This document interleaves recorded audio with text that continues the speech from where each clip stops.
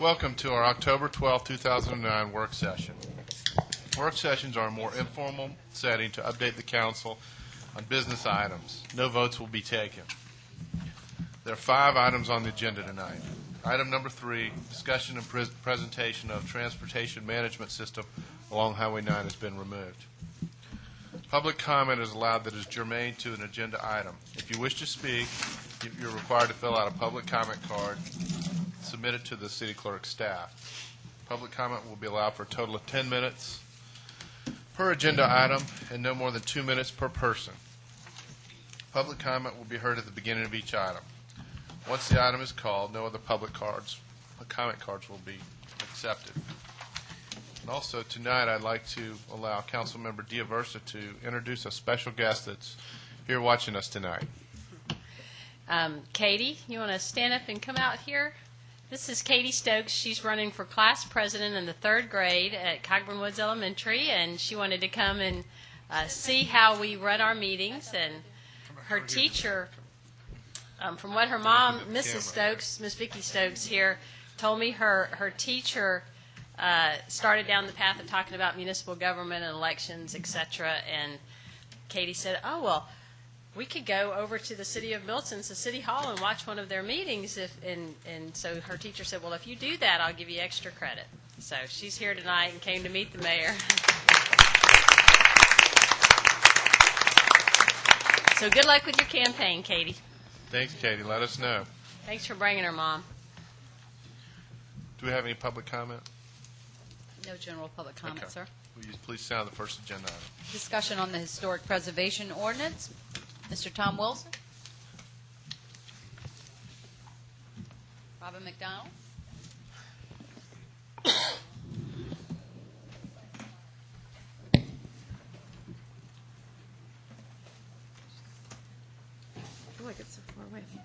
Good evening, Mayor and Council. Tonight I'm going to give you an update on what has occurred since you deferred this item at your 21st of September meeting. The Planning Commission, basically what you did was to recommend deferral, and with that deferral, it was to go to the Planning Commission for further review and recommendations. The Planning Commission met at the regularly scheduled meeting on September 22nd.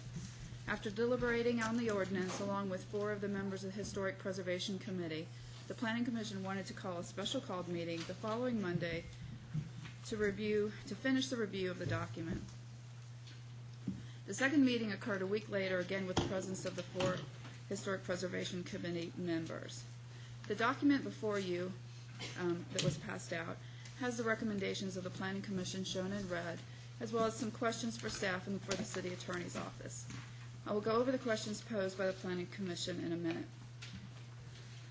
The City Attorney's Office has had an opportunity to review the proposed changes recommended by the Planning Commission. And this item will come back to you next week at your regular meeting on October 19th for a vote. And again, it'll be in your package. It's the same document along with a staff memo. Basically, after the many hours of deliberation and very good deliberation of the Planning Commission in conjunction with members of the Historic Preservation Committee, the major change to the ordinance, as you see it, is the deletion of the prior use recognition clause. Otherwise, many of the edits are ensuring that the document is consistent with the state ordinance, as well as tailoring the ordinance to the City of Milton and its specific needs. So let me just go through really quickly. I won't bore you with everything. With some of the issues or questions that the Planning Commission had for staff. There was Planning Commission asked us to look at the state law starting on page 11, 4 through 8, and basically these are the processes required by the state for adopting an ordinance for designation of historic districts and historic properties. Staff did realize that the state law requires at least 3 notices to be put into the newspaper prior to the hearing. So that will be corrected. So that was the only major issue that was different that I saw from the state ordinance.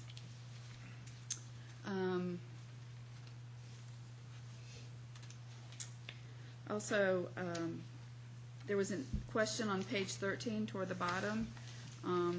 It's in orange or peach, where it says the HPC shall issue certificates of appropriateness for the above proposed actions if those actions conform to it in design, scale, building material, setback, and site features, and to the United States Secretary of Interior standards for rehabilitation and guidelines for rehabilitating historic buildings. So basically, this document is a document that's obviously published by the U.S. Department of Interior.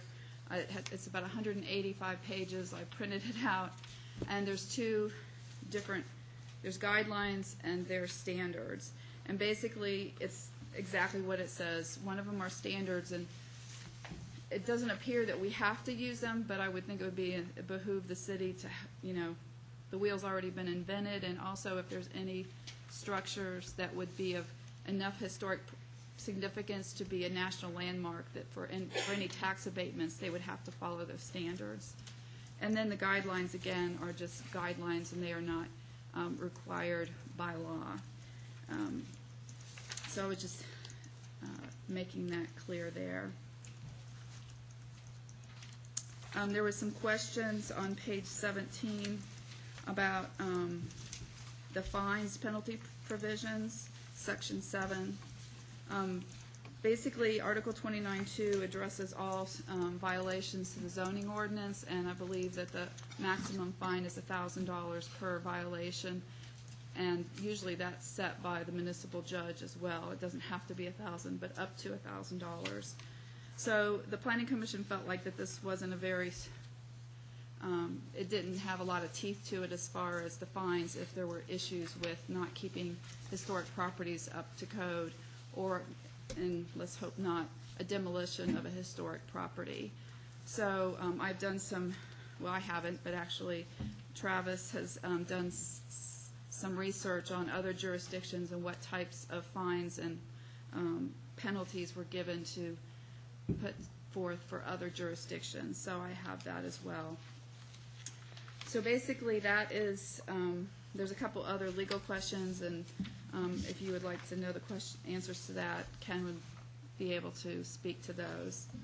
So right now, that's the update on what's occurred thus far on the ordinance, and I know the Planning Commission has worked really hard in conjunction with the Historic Preservation Committee. I think it's really helped it to become an even better document with their thoroughness. So if you have any other questions, I'd be happy to answer them. Well, Ms. McDonald's up there. Do we have any questions from council? Do we have any public comment on this item? Okay. No other questions, Julie? Yes, thank you, Mayor. Robin, can you maybe just speak a little bit to the makeup of the committee? I know we had some discussions at our last work session in terms of different options, obviously one option being to have the Historic Preservation Committee, and then there had been some discussion about integrating the Design Review Board and or having some of those. And I just in looking at this language, it looks like some of those things have been suggested. Can you speak to some of the discussions that was the DRB and also the Planning Commission? Yes. Thank you. That was an item that was thoroughly discussed as far as the makeup of the committee, or the commission, that is. On page 4, you can see at the top of the page where it begins to talk about it. The HPC shall consist of 7 members appointed by the mayor and city council, with each appointing 1 member whose term will be concurrent with the appointed council member's term, which is pretty typical of all of our recommending or decision-making bodies that you all have chosen. And then it talks about their qualifications. And then in addition, 2 ex officio members may be appointed by and serve at the discretion of the HPC who do not own property in the city limits and who are not residents of the city of Milton but have expressed interest in the surrounding communities and are regarded as valuable sources of information by consensus of the official members of HPC. An additional ex officio member shall be a member of HPC serving as a member of the City Design Review Board and appointed by the City Design Review Board. Typo. Ex officio members of the HPC shall not have voting rights, shall not hold office in the HPC, and shall not be counted for the purpose of determining whether a quorum of HB members exists at any HPC meeting. So basically, that third ex officio member would be a DRB member that's picked by their own body. So again, after much discussion, that's what was the recommendations of the Planning Commission. Just a couple quick thoughts in looking at that is that, one, if you're going to have ex officio members, and I don't know that in some of our other committees if we have ex officio members necessarily, but this may be the first time that we've got a committee that would be making the recommendations for who those members would be. And again, I don't necessarily have an opinion about it, but it strikes me that that may be new ground that we haven't seen in other documents similar to this. So that just may be something that we want to think about. The other is that with the Design Review Board, a thought when I read this is whether or not you'd want to have one or possibly two, just because of the number of meetings that sometimes occur, so that if you had one that couldn't make it, you could have somebody else that could come in their stead. Because I think that part of the concern is that we have the Design Review Board represented at every one of those meetings. And then I guess just another question would be, would we really want the DRB to be a non-voting member? Since the goal is to try to have consistency between those two entities. So that would be something that I'd hope that we could give some thought to between now and next week. And can I just interject that we did have a discussion about making it a voting member, that person from the Design Review Board, but then it would create an 8 and possible tie situation in a vote. So that was a way, at least that was the discussion. So that was the thoughts of the Planning Commission. And understand, one other thought would be you could have one ex officio member that was maybe a voting member. But if we did that, maybe it would be this council that would help to decide who that person would be. Maybe if the HPC had a recommendation for somebody, maybe they make that recommendation. We as a council then could vote on that person. I mean, I would assume that most often we'd be looking to provide support to whoever they identified. But then you, in theory, could have those two ex officio members actually be voting members. I mean, that would then take you from 7 to 9. Okay. Just a thought. You know, whether you have it 2 and 2 or... But, and again, knowing that oftentimes you've got folks there that might have valuable input, to have them come and not be a voting member. I just don't know if that's as deserving of their time if they're going to be there trying to provide that sort of input. Okay. Any other questions, Alan? Hey, Robin. Could you please speak to parts of the ordinance that either don't or do provide incentives for historic structure owners? Because I think that was the intent, I believe, behind the prior use designation, but then I know there are other ways that we can incentivize, and I was just wondering if there's anything in the ordinance whatsoever that addresses incentives.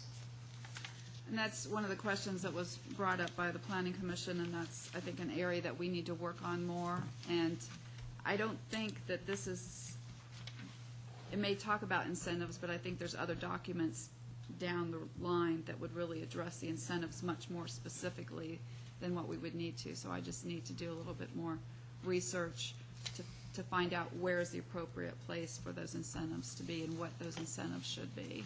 Is that something that could be a charge of the commission to look at ways to? Exactly. Okay, and then they would bring those recommendations. Right. I mean, it's Okay. not just, they have to create a lot of documents after they're created, and then those documents would be reviewed and approved by you as the council. Okay, thank you.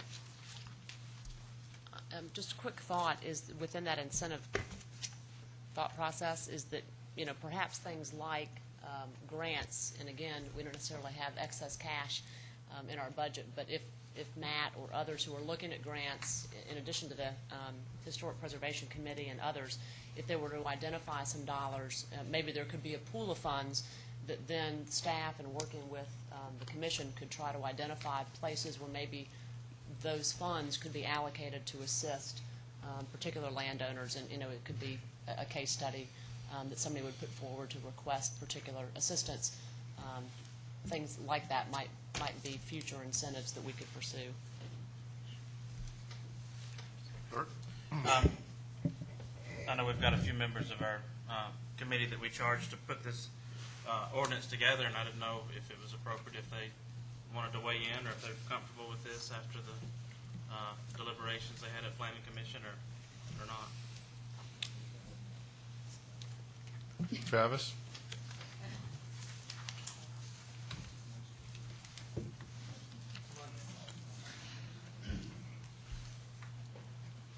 I'm Travis Allen. I live at 13095 Region Trace, Milton, Georgia, 30004, the right zip code. We did do a lot of review with this. We, Gordon Hunter, Mark Hancock, myself, and Norman Brodwell, who's not here tonight, and Bob Myers, who's not present either, did work along with the Planning Commission at 2 meetings to develop a lot of this and to hash out a lot of it. We were asked after the final meeting with the Planning Commission to do some more research into penalties and incentives. I found several different ones. The incentives, from what I found in my research, they're not really clearly defined. A lot of it is tax incentives. I'm not really a tax man, so I don't really understand too much of it. The penalties were more severe and more broad. You could find penalties ranging from, for demolition of a historic building, it could be 3 to 10 years where that property became undevelopable. So if you really wanted to tear down a historic structure, don't plan on building anything on it in the near future. So like I said, penalties a little bit more broad range, a little bit clearly defined. Incentives is a little bit harder to find some stuff on, so you'd have to ask that a commission does a little bit more research on that. So. Can I ask Travis a quick question? Travis, thank you for all your hard work on this. I know that it's a labor of love. In terms of penalties, and I know that you've done some of that research, between now and next week, if you don't have it with you, is that something maybe you could just either, don't feel like you've got to summarize it, but if you could just send any of that, it would be interesting to know, are there other jurisdictions within the state of Georgia or other states? Yeah, I actually, some of the stuff I've got, Robin's got it. I looked at, I believe there was a town in Colorado, some stuff in Florida, Texas, and I'm not sure if I captured anything from Georgia or not. Because I think you're right. I mean, the risk that we had and still have is when folks decide to demolish a property without getting appropriate permits or reviews. So I'd be really interested in things that you would suggest that would allow us to increase and encourage folks to do the right thing as it relates to historic properties. I feel personally that making it so the property becomes undevelopable for an amount of time is, in this area at least, with property values the way they are, is definitely pretty harsh. But I also kind of think that going back to the zoning ordinance with a high fine as well. I mean, we have a small list of potential historic inventory anyway. So the more we can do to protect it, the better. Well, and it's somewhat similar to the tree preservation ordinances that are out there in other states when they try to reconcile the distinction between clear cutting and timbering, because a lot of times, unfortunately, timbering gets misused, and somebody will timber their property and then in short order come and say, oh, we didn't really mean to timber. What we really wanted to do was to develop the land. And so there are some policies out there that if you were to timber your land and clear cut, that you then can't develop it for a period of time. And it would seem that that would be similar to what you've just talked about, is that if there was someone out there that demolished a property without appropriate approvals, that maybe there should be a delay if the intent was not pure, so to speak. Yes, and that penalty actually, in some jurisdictions, didn't apply to only historic structures, but to any structure. Okay. So, Thank you very much. Any other questions for Travis? I did have one. Karen? My primary concern is to get as many people that have historic buildings to want them to be classified as a historic structure. And I'm afraid we've got all these penalties in here, but we don't have any incentives. And if a building is not usable as it currently is, and they have to pay to keep it all up, we've got to have something to incentivize them, or none of them are going to come in and ask to have it classified as a historic structure. Is that something that, I mean, you said tax incentives and things like that. I mean, what else can we do to try to incentivize people I to put honestly, their property looking so at that it's the restricted through their, Right. but they can't use it how it currently is? looking at the tax incentives that I did see out there, I mean, granted, the city's millage rate is so low that what's a couple $100 to a lot of these people, so it wasn't really an incentive at all. I kind of think what Julie speak to on grants, this commission once created was empowered to go out and seek those grants and research them for somebody that owns a historical property. Would definitely go a long way. They'd have the research done for them. I think we've got to make sure we've got some real benefit for people to put their property as, to request it be designated historic, because the way it is now, the penalties are great, but the benefits aren't. Yeah. Permit fees. So y'all are looking at some other things, that possibilities to try to, because I think that's a very important part, if what we really want is to protect these structures. Agreed. And Travis, I do think that the I think- DNR. excuse me, I'm so Alan sorry. had a question. Forgive me. And I was just going to say I agree with Karen because I do think that we need to build ways into incentivize them to hold the structures and take care of them, et cetera, other than just punitive action if they don't. I think that a good way to handle that, rather than to hold off on creating the Historic Preservation Commission, and rather than to assume that they will quickly work to provide those recommendations to us, when we do approve the ordinance, we could include as a timetable in there for a timeline to provide recommendations to us to include some sort of incentives into the program as well, rather than to assume, because we could get them 2 years from now if we don't set a deadline. And maybe, and Mayor, I was just going to say that if we could also, along those lines, and I know that staff is busy on a lot of very important things, but maybe we could also, through our city manager, see if staff, in concert with folks that aren't yet appointed, obviously, so maybe even get staff to start maybe identifying a few things. I know that the DNR, and with some of the work, Travis, that you guys have done, between George's programs and some of these others that you've talked about, if nothing else, we could at least start to language them so that folks understand that when this document comes forward, it's not intended to be without incentives, but that the whole point is to indeed incent people with future grants and things of that nature. Go ahead, sir. So, Travis, if you can, I don't know if you can speak for your group or yourself or whatever. Do y'all feel comfortable with perhaps some minor modifications or additions with this? Well, I mean, If of you course, want- the prior use clause has already been removed, which we felt was very valuable, but I do understand that it only affects a limited amount of properties, even now or in the future. So at some point in the future, if we could work something similar to that back into it, or be that part of the incentive program that we look at, we'd like to see that. But as it stands, I think between ourselves and the Planning Commission, we're pretty happy with it. Okay, Bill? Excuse me.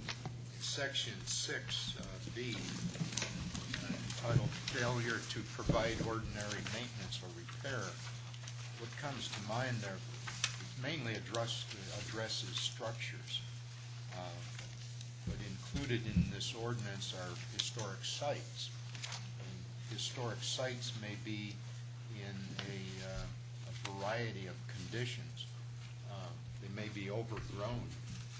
And this addresses penalties or police actions to maintain historic districts or buildings.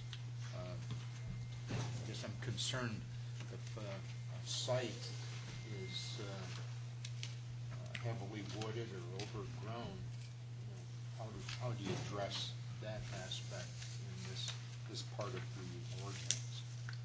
They want to.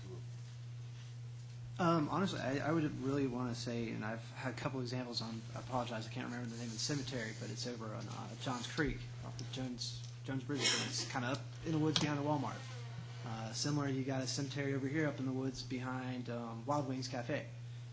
Really just through, and hopefully a commission could be able to direct more towards forming maybe a society in the area, creating more interest. We have quite a few folks in this area that are either members of the Cherokee County Historical Society, Alpharetta's Historical Society. Perhaps the commission could, focus their efforts on having a Historical Society of Milton, or even Old Milton County for the entire area, and just promote that. These sites need to be cleaned up, promote reconnaissance of these sites. I mean, a lot of people don't know where these things are. You drive by it every day and have no idea. I mean, I know a lot of things with the growth we've experienced in the Crabapple area. There's cemeteries there you wouldn't know there. You drive by it every day within 30, 40 feet and have no idea off Charlotte Road. So I think just encouragement from commission to identify these sites and advertise them might help. In your research then, or your discussions in the last several months, I know Norman Broadwell and Billy Bates are on the commission who are also members of the Alpharetta Historic Society. What kind of commentary or suggestions do they have in regards to what you just spoke about, organizing volunteer groups in conjunction with a historical society? Well, we haven't spoken too much on it. I guess a good example of promotion would probably be the Roswell Historical Society. They have the Hembry Farm site down in Roswell that they've heavily promoted some excavations there, rehabilitation of the structure of the site. I mean, I'm sure if it can be done in Roswell, it can be done here, either in conjunction with them and Alpharetta's Historical Society. I guess I've envisioned a combined Alpharetta Milton Historical Society. I've talked with Norman about that briefly. Do you see any inclination to head in that direction and have a combined historical society?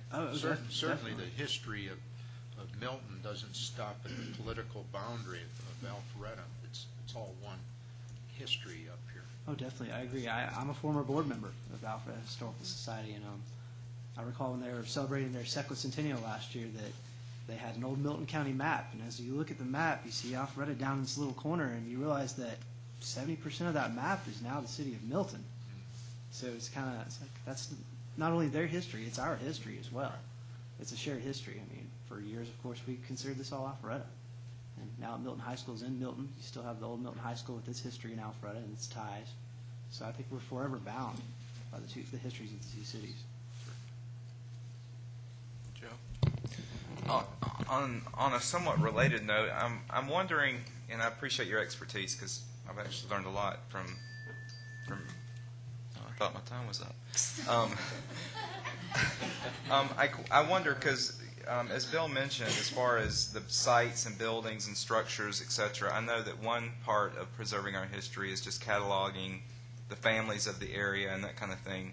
And I don't see anywhere where that's mentioned. I don't know if that's something that a historical society does or whether that's something that the commission should be charged to do. I know that my appointee to this committee, Bob Myers, mentioned that as something that he would like for us to do because he has a long standing history in this community. And I was just wondering if there's any talk of that or anything like that. It has been done to a limited amount before that I'm aware of. I know I believe the TAG program, Thompson Gibson program at Milton High School at one time took some oral histories. I don't believe they were recorded in like CD or digital form, so they'd need to be converted. The Alpharetta Historical Society's got some tapes. They've got videos of the centennial celebration 51 years ago, stuff like that.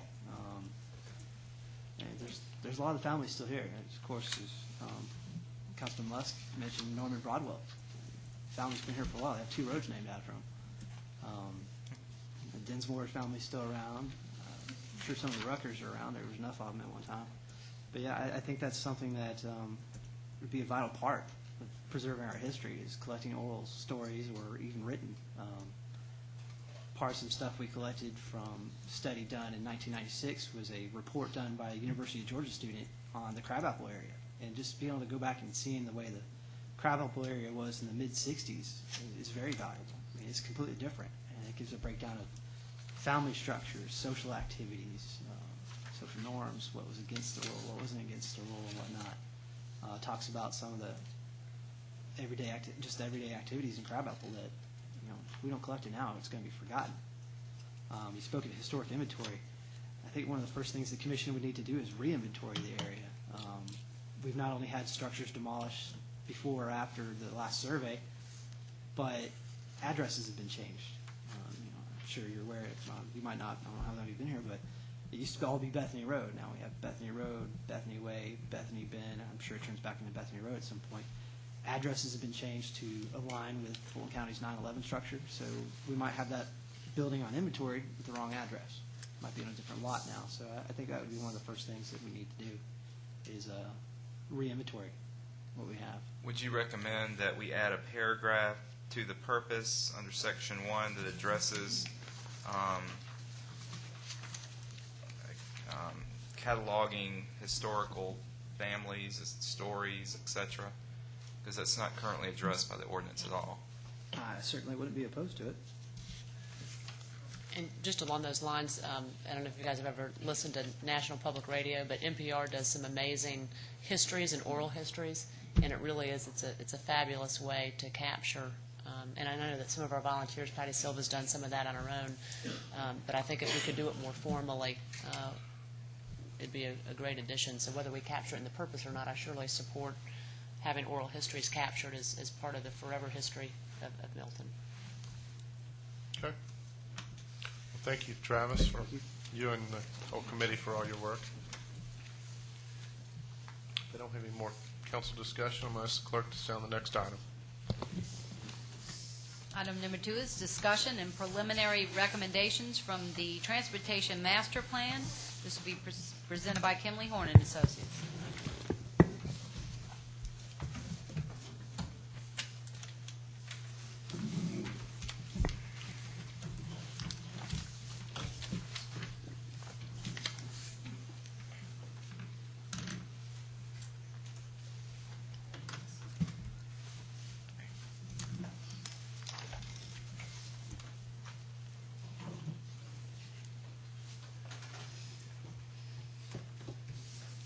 Good evening. It's a pleasure to be here with you tonight.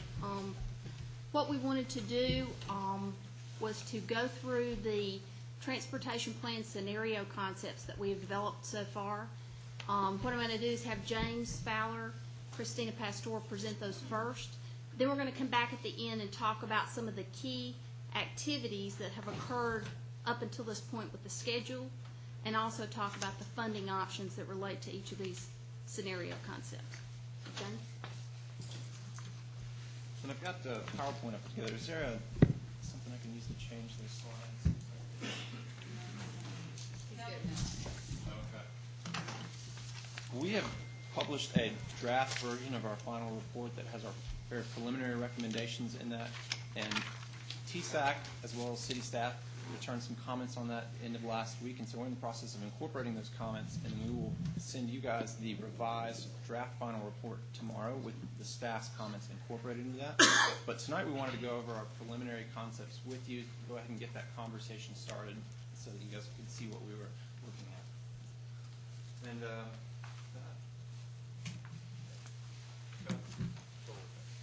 okay. And hopefully our font isn't too small, but we have most of the pictures. In keeping with the city's vision, we were asked to look at Milton's rural character and preserve that through our recommendations and our corridor improvement. And so, in working with TSAC and the public and hearing comments from you as well, we've identified some strategic corridors that could be widened to accommodate some of the growth in the larger Atlanta regions that, as you know, Milton is under tremendous pressure because they're in the midst of such a fast-growing region. And so in order to capture and attract some of that commuter traffic that currently threatens the inside of Milton and draw some of those commuters to the outside, we've identified some key corridors that could be widened to help draw commuters from Cherokee and Forsyth County and get them to 400 in downtown Atlanta, which is a critical connection. So one of the corridors that we have initially proposed to be widened is Arnold Mill, as well as Rucker and Old Milton Parkway. And then also Hopewell, Hamby, and SR9 down to 400 in this direction. And hopefully that would draw away some of the growth that's going to be happening around Milton and help protect that rural character that is in the center of Milton. Also, one of the key things that we heard from the TSAC committee was a greater need for east-west connectivity. And so in keeping with that, one of the ideas that we wanted to propose was a new connection from New Providence Road to Arnold Mill. And this is not a wide connection that would draw traffic into Milton, but would, on a smaller level, provide some accessibility for residents within Milton. One of the things I did want to say about this, though, is we should acknowledge, I know that Councilwoman DeVersa was with us at our last TSAC meeting. There is a diversity of opinion about east-west connectivity on TSAC. So this is something that what we agreed at the last TSAC meeting, based on that diversity of opinion, that we would continue to carry this connection forward. We have a public meeting at the Milton Roundup coming up.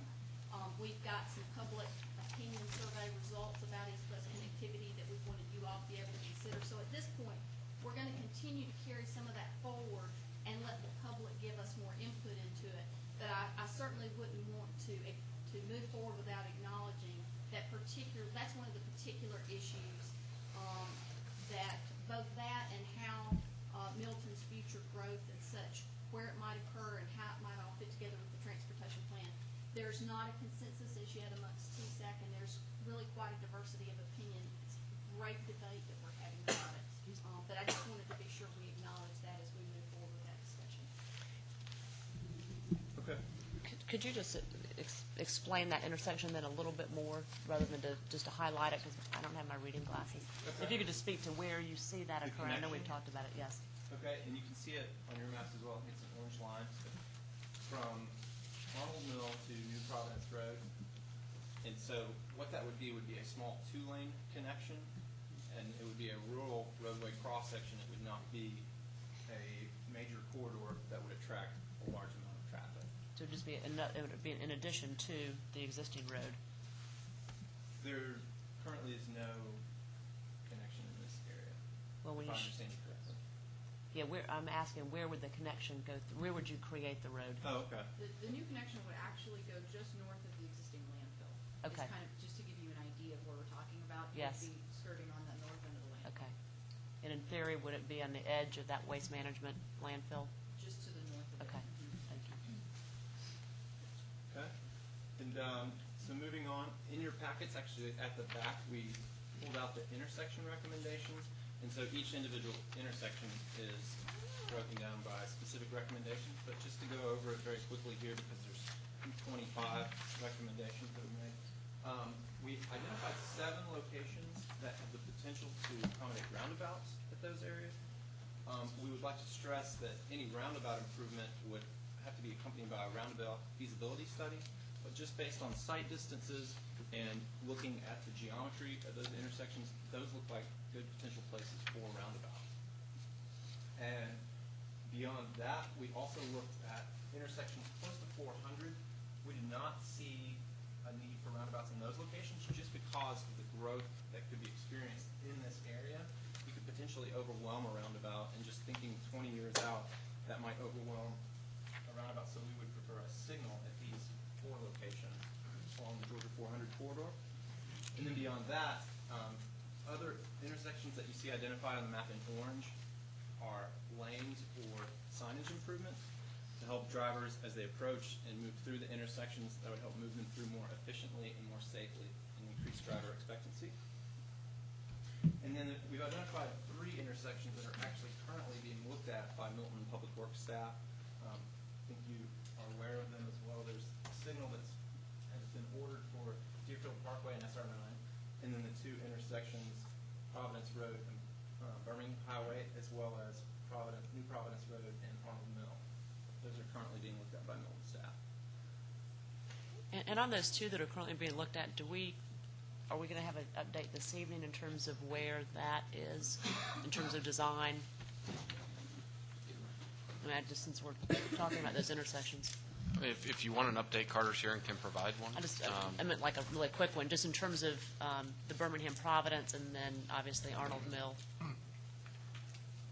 Do you want to do that? Yeah? Yeah. That'd be Come on helpful. up, Carter. Yeah, we get those questions a lot. It's good. This will be real quick. The project framework agreement to the PFA has finally made it through the first steps of signatures. And so, Yay. as of last week, it was on the commissioner's desk waiting for that signature and the final signature.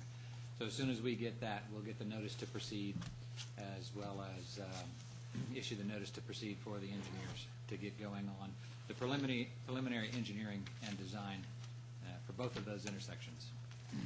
And I know that historically there had been some designs conducted by GDOT. Are they looking to lever any of those previous designs, or are they starting from scratch? Can you speak to that? A little bit of both. They have one concept design for both of those. They'll take that and create 2 more concept designs that will be presented to the intersection committee and then presented to council for final approval. Okay, so you're anticipating 3 different designs for both? Well, the Or just New depends. Providence at 140 intersection, there's not a whole lot that can be done there. So we would like to see 3, but whether or not they can come up with 3 alternatives for that particular one, Right.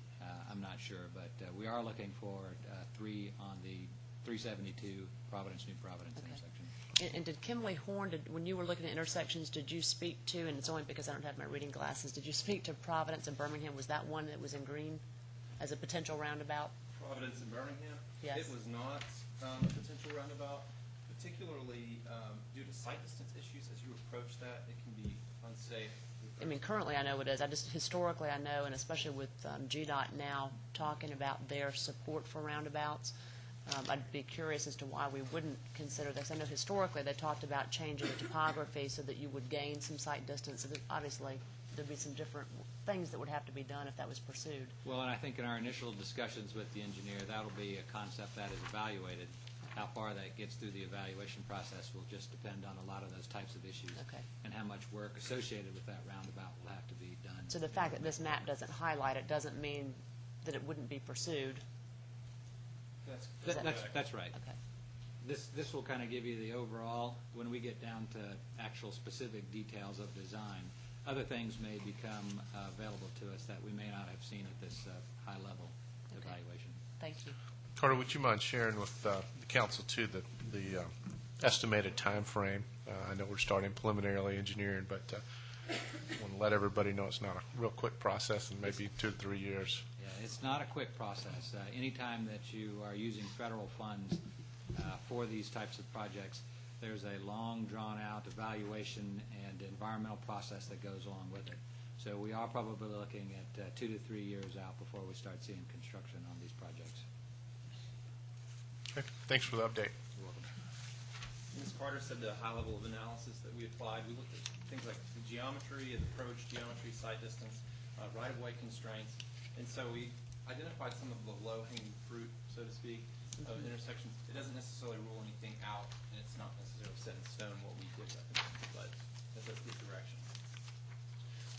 As part of the project, we met with an equestrian focus group. Some members of the equestrian community came and met with us and gave us some recommendations. And as you know, horses are a very strong theme here in Milton and are very much an asset to the community. And so with some strategic improvements, that asset could be leveraged actually to create Milton as a destination for members of the equestrian community. And indeed, we heard from people that own farms that had people from the surrounding areas coming to them. And so that could actually be leveraged as a revenue stream and built up. Some of the things that we heard from them that night, in the northwest section of Milton, that's primarily where the equestrian facilities exist today.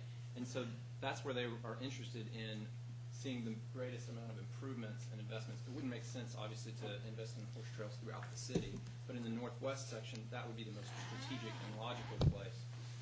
Also, they would like to, in the trail plan, they like the trail plan and would like to give consideration to just the surface materials as well as the right-of-way and buffers between roadways and the trails just in that area.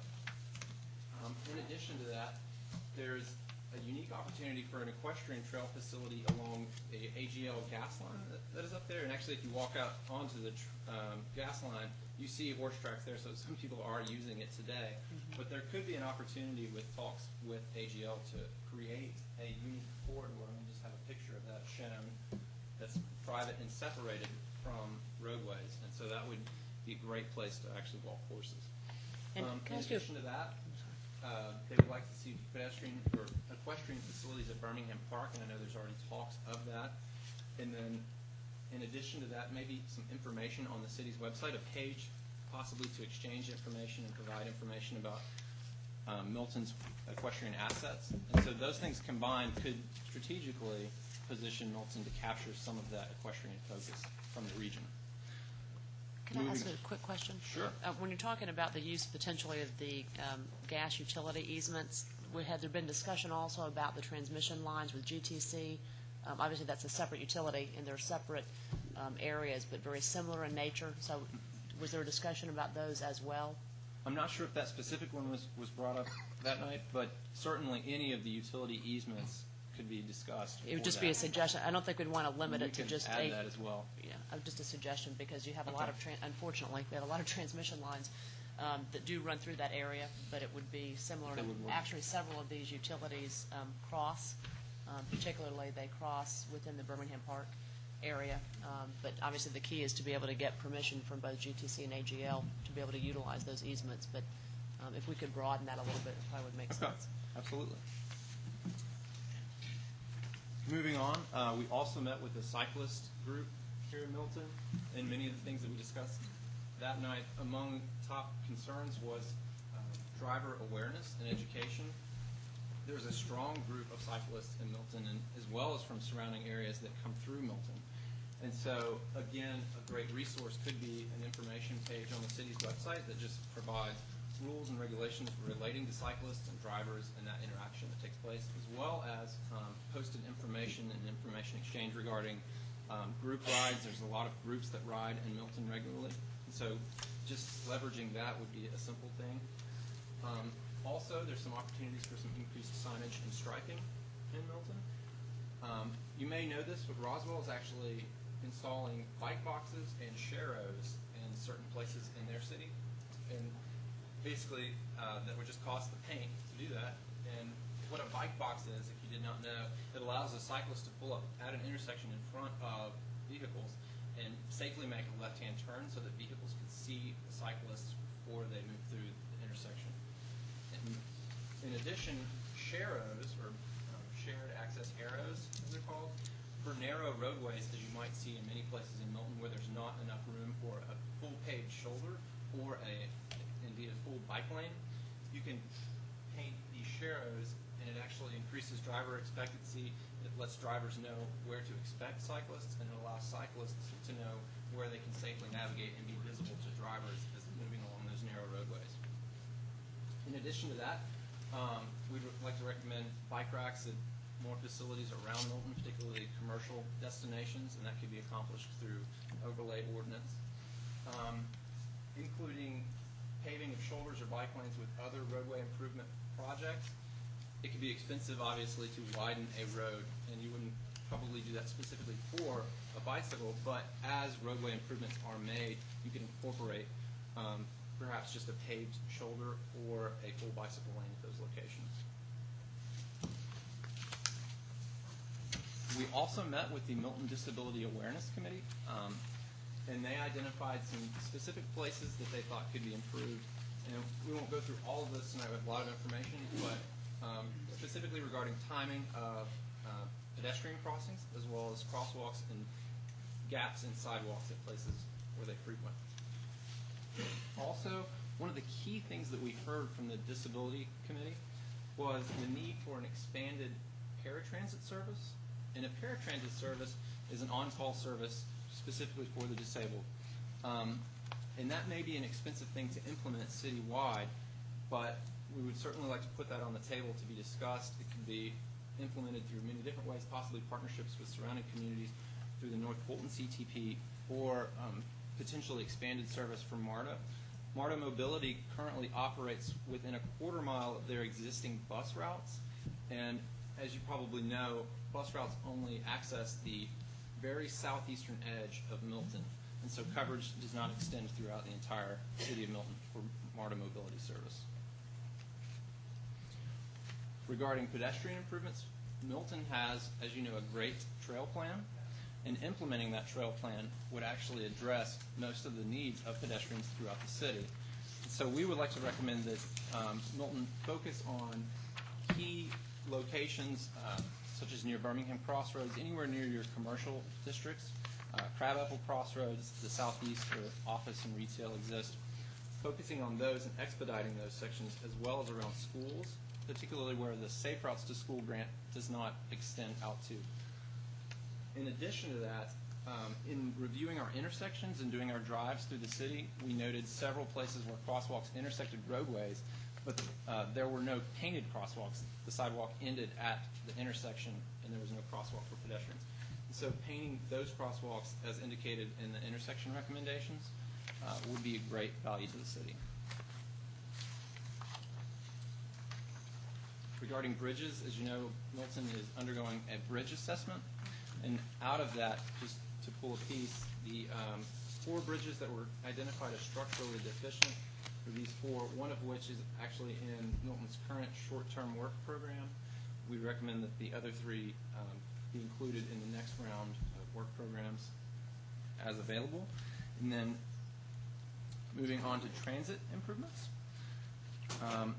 We talked about the need for paratransit service, and that would be a much more cost-efficient service as opposed to a full citywide regular transit service. Currently, there's not a demand that would support the cost-benefit for that.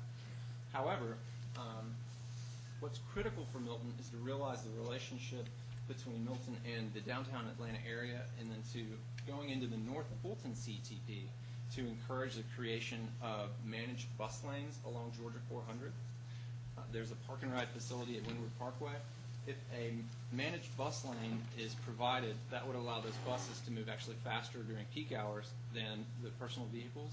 And it's a much more attractive feature than actually sitting in traffic with those personal vehicles. And so if a managed bus lane can be provided, that would much increase transit usage.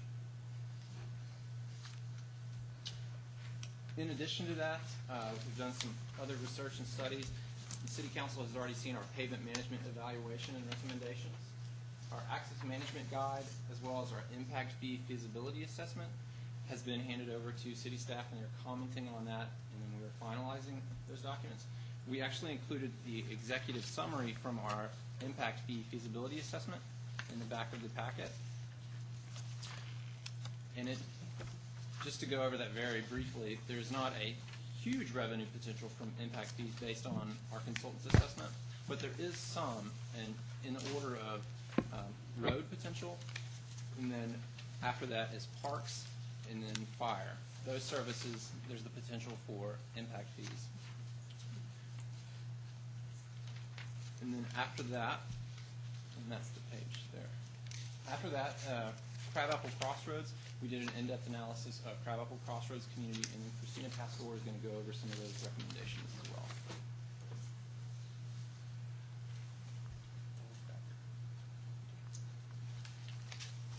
Good evening. For those of you, first of all, thank you to those of you who have attended some of our Crabapple meetings. In the month of August, we held a Crabapple charrette right here with many of the members of your community to discuss some of our preliminary analysis, as well as to understand and get some feedback from the community on things that are important to them about the Crabapple area. Just last Thursday, we had an update, a stakeholder meeting for the Crabapple area to talk a little bit about what we heard from the charrette from the community members, as well as some of the additional analysis that we've done and some refined concepts for the area that we've started to talk about. One of the first things that we heard from the members are the need for bypasses around the Crabapple intersection. Now, James talked a little bit about some of the recommendations that we're making as part of the CTP and trying to divert some of the traffic that's coming through Milton and working its way through Milton now to areas outside along Arnold Mill and Rucker Road. What we're hoping to do with recommendations like that is to take some of the traffic that is driving through Crabapple right now and take them out of the Crabapple area and move them to other roadways that are more logical destinations for them. And really, our focus is we want Crabapple to be a destination. That's very much what it is becoming. Not an area for cut-through traffic necessarily, but an area that people actually want to stop and frequent the retail and things like that. And so, in addition to some of the recommendations we're making as part of the CTP, we also wanted to look at opportunities to make the intersection at Crabapple work a little bit better than it does today. And what we heard over and over again is opportunities for bypasses. Now, if you look, we have a very, very conceptual opportunity for bypasses around the intersection. If you look to the west of the intersection, some of those, because of the new development that has come in the last couple of years, some of those bypasses may or may not exist to some degree, but they may be a little bit hard to navigate. They're not very direct bypasses. And so what we want to talk about on the west side is finding opportunities to formalize those connections and allow people to really understand that those connections exist. And of course, we would also have to work with the residents of the area because those are redeveloping areas with some new residential development. On the east side of the intersection, though, we don't really have any of those pre-existing opportunities. And so we've looked at two new opportunities in particular. On the northeast side, looking at connecting from Bentworth over to Charlotte and creating a new connection there on the northeast side. And then on the southeast side, taking a look at connecting from Mid-Broadwell over to Broadwell, somewhere in the vicinity of that south area where you can see the arrow today. And so being able to make those connections around the intersection, we have an opportunity to divert some of that traffic that's trying to turn and go elsewhere outside of Crabapple to get them away from the Crabapple intersection and divert them to other areas. By doing that, we were able to remove, and this is very approximately, just looking, approximately 30% of the traffic is coming through that intersection. And so I'll talk in a little bit about what that means for the Crabapple intersection itself. One of the other things that we heard both from City Council and from some of our residents are there's a lot of traffic at the school in the morning. There was very much a divided opinion at the Crabapple Charrette about whether or not we should be adding new connections over to the school. And a lot of what we heard from the parents and from the teachers was they're concerned about security if we add new connections over to the school. And so understanding that, we decided we have not moved forward with recommendations to connect to the school, but we did do some observations during both the morning and the afternoon peak at the school to see some of what's going on there. And one of the things that we noticed is there's a lot of queuing that's going on, particularly in the mornings, both on Birmingham and on Freemanville, with people trying to get into the school. And so it's not a capacity increase. We don't want to recommend that this is not widening the road for people to cut through, because that's not what our purpose is. But by widening the road and providing a little bit of extra storage, we can remove the cars that are currently causing congestion on our north-south roadways and bring them into the school area faster, therefore getting rid of some of those congestion issues on your north-south roads. And so therefore we've discussed potentially widening, adding turn lanes or even a through lane just to help to remove that traffic.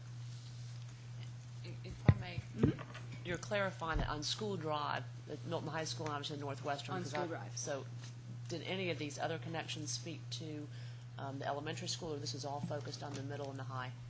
When we talked about any new connections back through there, we heard security and we heard that there are a lot of pedestrian connections between the schools, and so adding a new roadway would create more vehicular conflicts with Right. the... So I just want to make sure I was hearing you correctly, Yes. that when you talked about connecting to School Drive, you've eliminated that as a recommendation, and now you're focused more on what can you do within School Drive. Yes. Okay, thank you. One of the other things that we heard a lot of discussion about at the Crabapple Charrette was pedestrian connections and difficulty with crossing Crabapple Road. And because of our discussion with Crabapple potentially becoming a village center, a town center, and with all the retail development and residential development that's occurring, particularly on the west side of that intersection, there's bound to be crossing traffic, people trying to come north and south of the road. And so we took a look at Crabapple as it exists today. And granted, this is a slightly older aerial, so please bear with us. We can never seem to get the latest and greatest aerials, no matter how hard we try. But the roadway cross-section looks a bit like it does today. And you can see that there's quite a bit of turn lanes. This is a GDOT facility.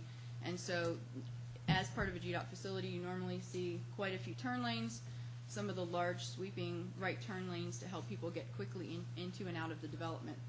And so in some sections, we see anywhere from 3 to 5 lanes of traffic, which could be as much as 60 feet. And so that's quite a bit of crossing distance. And you also notice that there are no crosswalks, because are there necessarily good places to cross right now? So what we've heard from a lot of the residents is they like to cross at the Crabapple intersection because there's really no safe place to try to cross anywhere from that.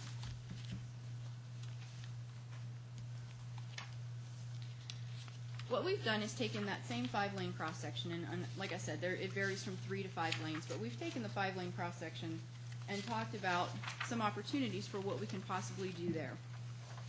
And you'll notice we've maintained the 2 travel lanes in each direction, and we also feel that the left turn lanes are very important because left turning traffic can really cause a lot of backups and congestion from people having to wait to find a gap to turn into the development. So we feel the left turn lanes are important. The question is whether or not maybe the right turns are as important. And right now, some of the roads are very large. Those turn lanes are very large and sweeping, and we've heard a lot of people comment that people really fly in and out of the development quickly, and it makes it very easy when you have a very large turn like that to not have to take your time and be careful of where the curb line is. And so that just helps people to drive that much faster. And so then, are they necessarily paying attention to pedestrians that are crossing? Also, pedestrians have further to cross. So those are some things we wanted to talk about. What we've done with the right turn lanes here is potentially consider on-street parking. Now, that's also something that came up for debate within the charrette. Some people are for it, some people are against it. It's something we think that we should at least consider. It would obviously have to be a conversation with GDOT as well. But what we've done right now is converted those right turn lanes maybe into on-street parking. Additionally, with the discussion of pedestrians trying to cross the street, we've looked at potential for crosswalks in certain locations, and this is not a specific location along Crabapple. This is just an idea of what could exist. But with crosswalks, in addition to maybe just striping them, what we should also maybe consider are things like asphalt crosswalks, asphalt paving that is special. It's a different color, and it's also textured. So it looks like brick pavers, but it's a lot easier to maintain, and it still gives the visual and the textured feel so that when drivers are driving over it, they pay more attention and realize that this is a pedestrian area. Additionally, we've also shown a median here just to talk about opportunities for pedestrian refuge. And so if people are trying to cross the street, maybe this is a good opportunity. If they can't make it all the way across the street, they at least have a place to stand safely without having to worry about being hit by a car that may be coming. So this is just something that we'd like to offer for consideration. And this is just the cross-sectional view of that same thing that gives you an idea of where the roads are, where the travel lanes are, the on-street parking, and the median, just to give you a different perspective. Finally, what we talked about, after we were able to divert some of the traffic, what are our opportunities for the Crabapple intersection itself? And we have 2 to present. And we've got the standard intersection is what we're showing here. We've aligned just to the west and widened just to the west to avoid any impact on the historic properties. And by actually realigning just a little bit further to the west, we may have an opportunity to reconstruct the porch on the southeastern corner of that historic property. We saw that there once used to be a very attractive porch on the front. Realigning the road a little bit may give us an opportunity to reconstruct that. Additionally, we've eliminated the southbound left turning movement and can potentially discuss relocating that to that northeastern connection, that diversion. So creating opportunities for a median there and additional opportunities for pedestrians to have refuge crossing the street. Additionally, in the eastbound direction, we've looked at removing the right turn lane that's right there now because it is rather large, and we also don't think it's as necessary, and instead use that same pavement to potentially add a left turn lane, which we think is a more important use than the right turn lane. So that's one opportunity that we've looked at. And the second is we heard some people say that they still wanted us to look more at the roundabout option. There are some issues with the roundabout. You would have to divert quite a bit of traffic in order to really make the roundabout work, and that concerns us a little bit because roundabouts can break easily if you really overload it with too much traffic. So we would need to make sure that the traffic was really and truly leaving that intersection. Additionally, there are some right-of-way impacts because the roundabout is a lot wider. It would have some additional impacts to some of the properties. Also, with it being a very large pedestrian connection and with some of the children coming from the schools, roundabouts are a little bit harder to navigate from a pedestrian perspective.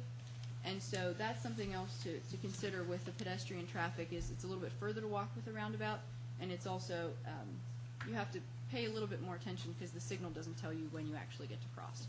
So those are some of the considerations. We've left those both out on the table and are looking for public comment on those. But at this point in time, we are moving in the direction that we feel more comfortable with the standard intersection for a multitude of reasons. Okay? I know we've given you an awful lot of information, so hopefully I can get back. Quick question, Faye. Are you anticipating prioritizing these areas where the roundabouts are recommended from your perspective, from your engineering perspective, or waiting to get through these public comment sessions and then to determine what the priorities may be? We are waiting to get through the next few public comment opportunities. One is this coming Saturday at Milton Roundup, and then the next one is on November the 5th. We have a TSAC meeting that evening and also a public meeting following that. And so once we get some more public input into that, and we can couple the remainder, that'll really be the bulk of the public input at that point. It's not really essentially all of it. So once we get all that in and put that with the public opinion poll survey results and input we get back from you, that'll really give us the gauge, I think, that we need to be able to then prioritize those intersection improvements. And what is the setup for this Saturday? So if we need to maybe tell people where they can go to be involved, is there just going to be a table, or is there? We're in a table sort of in the central area. We have placed them at a very advantageous place since it's our event, and so that people will have to walk by. Okay. I can't tell you anything more than that because I really have to fly. I do know, look for the balloons. And you're going to have maps and be showing, kind of like we did with our visioning, and they can just make comments. Yes, and we're going to have comment forms just to be able to actually just talk to people and record things and let them record what they want to record as well. Okay. So, a couple of things though. I know we've presented you with a lot of information tonight, and it's a lot to absorb. I don't want you to think that there is a hasty decision point coming. We have approximately 2 months left before we're looking for hopefully concluding this with the council adoption. I want to go over a little bit about that.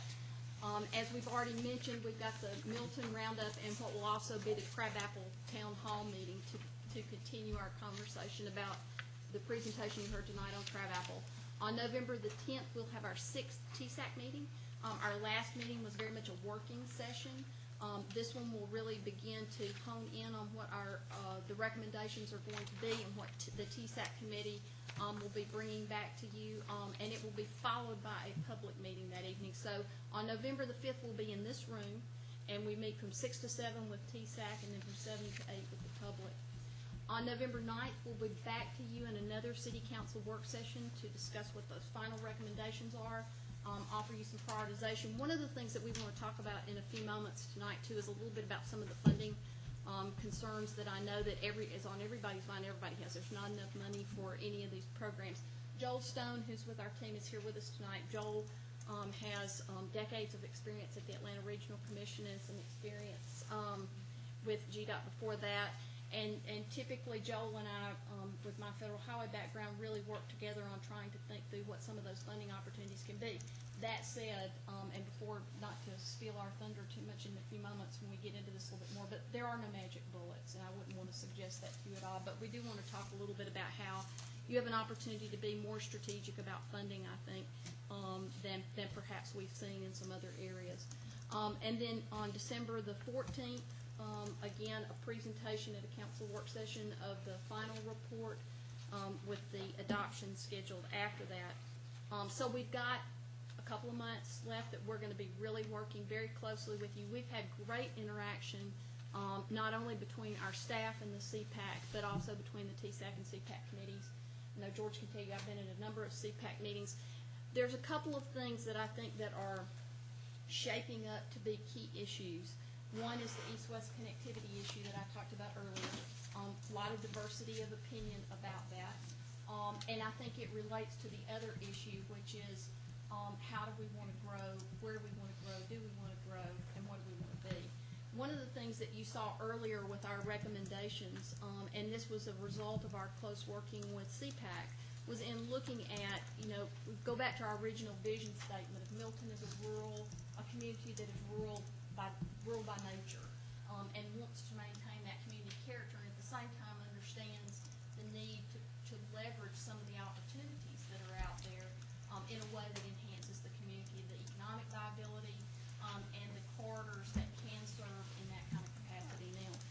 When we looked at that, and this was along with conversations with CPAC, looked at that some of that growth and development that limited and focused and managed as it is would be more focused perhaps more in the southern portion of Milton, and the northern portion would be left largely rural as it is now. But even at that, it's along corridors that are already somewhat commercial corridors, or State Route 9. The idea of making Crabapple Crossroads really become that destination that it has the opportunity to be, and then this notion of how we can leverage the commuter traffic in a way that it doesn't pose a negative impact to Milton, but a positive one. Another thing that came out of the last TSAC meeting is we've had a lot of conversation about what are some of the things that we can do to help manage all this commuter traffic as it relates to 400 and the 400 corridor. And the interesting, I guess, commentary and conversation that came out of that is, wait a minute, we're talking a lot about how we get commuters or how we get people through, around us, and over to 400. What's 400 doing for Milton? And so we've gone back and worked with Bleakley Advisory Group, who's our marketing folks, and we have begun to develop a strategy, or we already had sort of the transportation piece of it, but are really focusing that strategy on how 400 can help bring people to Milton for shopping and dining and that kind of thing in a way that helps support the Milton tax base. So with that, I guess I wanted to be sure that we talked about what some of those key issues are. We talked about the remaining schedule, and we wanted to talk to you a little bit about funding and how that will be shaping up over these next couple of months as we finalize this. We really need council's direction on what are the package of improvements that you want to move forward with, that you feel like do support the Milton community and the future that you want it to have. And as we can shape that package of projects that are going to be in this plan, that's going to help us do two things. One, it's going to help us in looking at funding strategies because, as I said earlier, there are no magic bullets. You hear people, in the past, though, what we did is we get projects and we go, okay, federal, state, local, PE right-of-way construction. And that's how we kind of do it. And that really doesn't work so well because what we were never doing very effectively was matching the funding to the projects. And give you an example of that is if you have a project that has a lot of a consequence, you heard Carter mention earlier tonight about how long the environmental process can be on a federal aid project. What you try to do is match your resources to the projects in a way that's effective, where you have really straightforward, simple projects that you can carry forward through the federal aid process and through that federal environmental process with very little, ado. That's where you use that money. Whereas if you have something that's more complex and the federal process is going to become very costly and very time consuming, we need to figure out other kinds of funding strategies, state, local, special sales taxes, whatever it might be. Some of these stimulus funding project types that we're seeing still coming out and those kinds of things. So I think on the funding side, one of the things we have an opportunity here is to be much more strategic about how we package the funding types with the project type. The other thing is with this schedule, the next thing that you will see happen that is very much related to this but not a part of this is the week of January the 11th will be the week that all 5 jurisdictions that are participating in the North Fulton CPP will be holding their community needs assessment charrettes. So there'll be one here in Milton.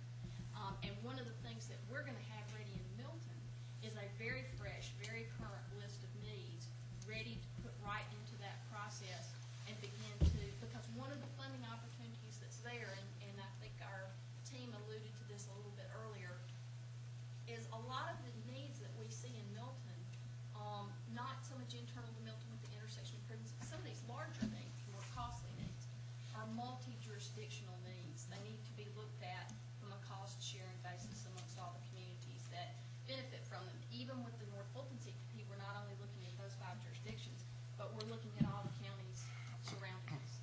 And we have a stakeholder committee coming up with all the surrounding counties. So this puts us in a great position come January to have the tool that we need to really engage that conversation about how can we all put our dollars together, because everybody's dollars are limited, to do some of these more major projects in a way that benefits us all. Joel, did you want to add anything? David, quit talking. I told her I wasn't gonna give up my night and come up here if she was gonna do all the talking. As far as funding is concerned, there's nothing new in that. Every study that I get involved in and have been for years, we end up at the same place. How are we gonna fund this program? You know, most of the time, it's the stumbling block. If it stops our plans, at least the immediate plans, unless we have a package, and she talked about that package, unless we have a package that you can say to others and to yourself, here are a small number of projects that we want to put our weight behind, political, social, whatever, technical, otherwise, that we want to put ourselves behind to get them done. If in fact we were to go to the state, the federal government, anyone else with a large package, then they're just going to look at you like, well, okay, you got to be kidding. The city of Milton, with what are you talking about congestion compared to the rest of our region? But if we can say, okay, we do have a problem with through traffic, we want you to help us with that. We're going to help ourselves internally. We have a list of projects, and we have a mechanism for funding that. It may not be able to fund it in 1 year, 2 years, 5 years, maybe in 10. Then you have a much better chance of getting some extra funding from other sources as well as your own funding allocated in the right place. If you don't do that, this plan will just go on your shelves. If you don't come up with a funding mechanism to do that, and you don't come up with a smaller number of projects that you can concentrate on and tell other people about. My job is, as we have our consultant meetings, is to keep reminding the team, how are they going to fund this? Where are we going to suggest it? We go into the priorities, and how do we fund it? And they get tired of me saying that, but that's probably one of my roles, because I've been there so many years and so many times with these type of plans. Any questions on funding? Do you think I might know something that you don't? Because I doubt if I do on funding. It's probably all out there. Pretty straightforward. We'll go ahead and open it up for questions about anything we've presented tonight. And again, you've got lots of, please remember that you've got a couple of months, I mean, we want all your questions, but just remember we've got a couple of months really to work through all of this before we conclude, and we're going to be thoughtfully and purposefully, though, moving through that. Okay, sorry. Keep it going. Sorry, I apologize. I just had a quick question related to the inquiry about the public comment.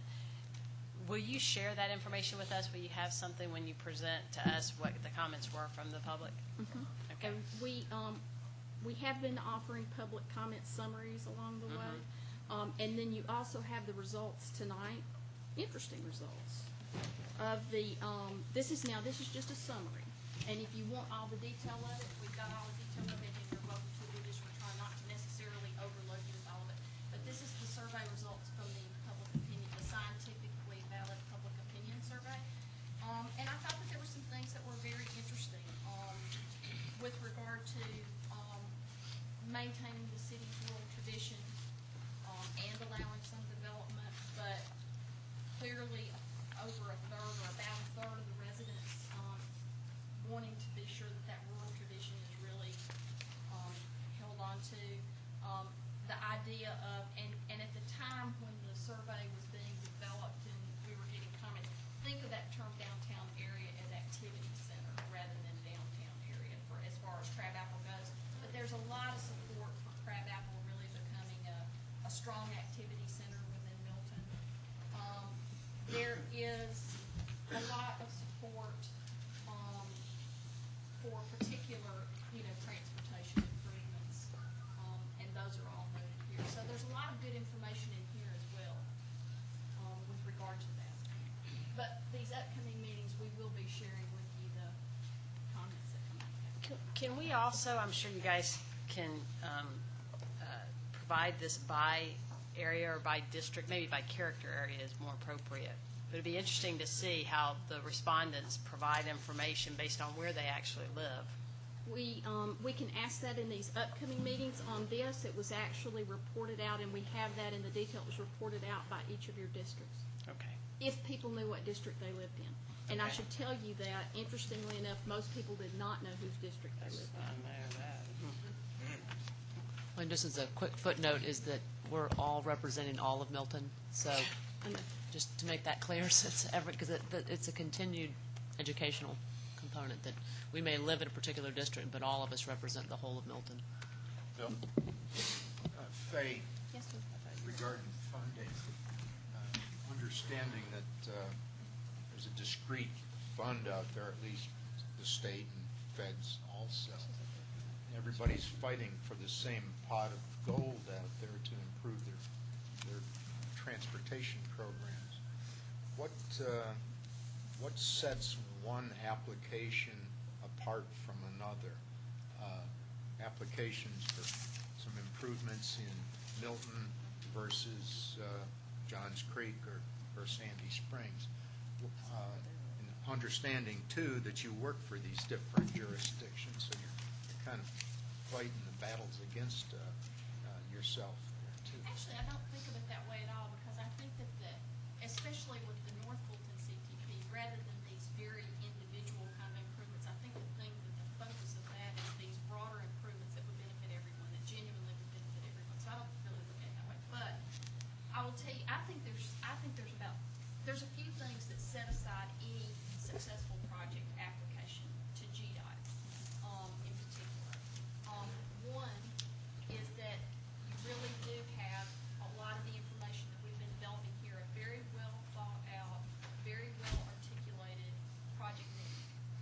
And anything and everything that could possibly play into that need, whether it's congestion, whether it's safety, whether the safety relates particularly, for example, to schools, whether you have high accident locations, whether you can talk about an environmental benefit that you're achieving as a part of implementing the project, whether there's economic development associated with the project. Any of those things that you can think of, I mean, you really have to throw your full arsenal of anything and everything that's real, but that you can articulate about that project.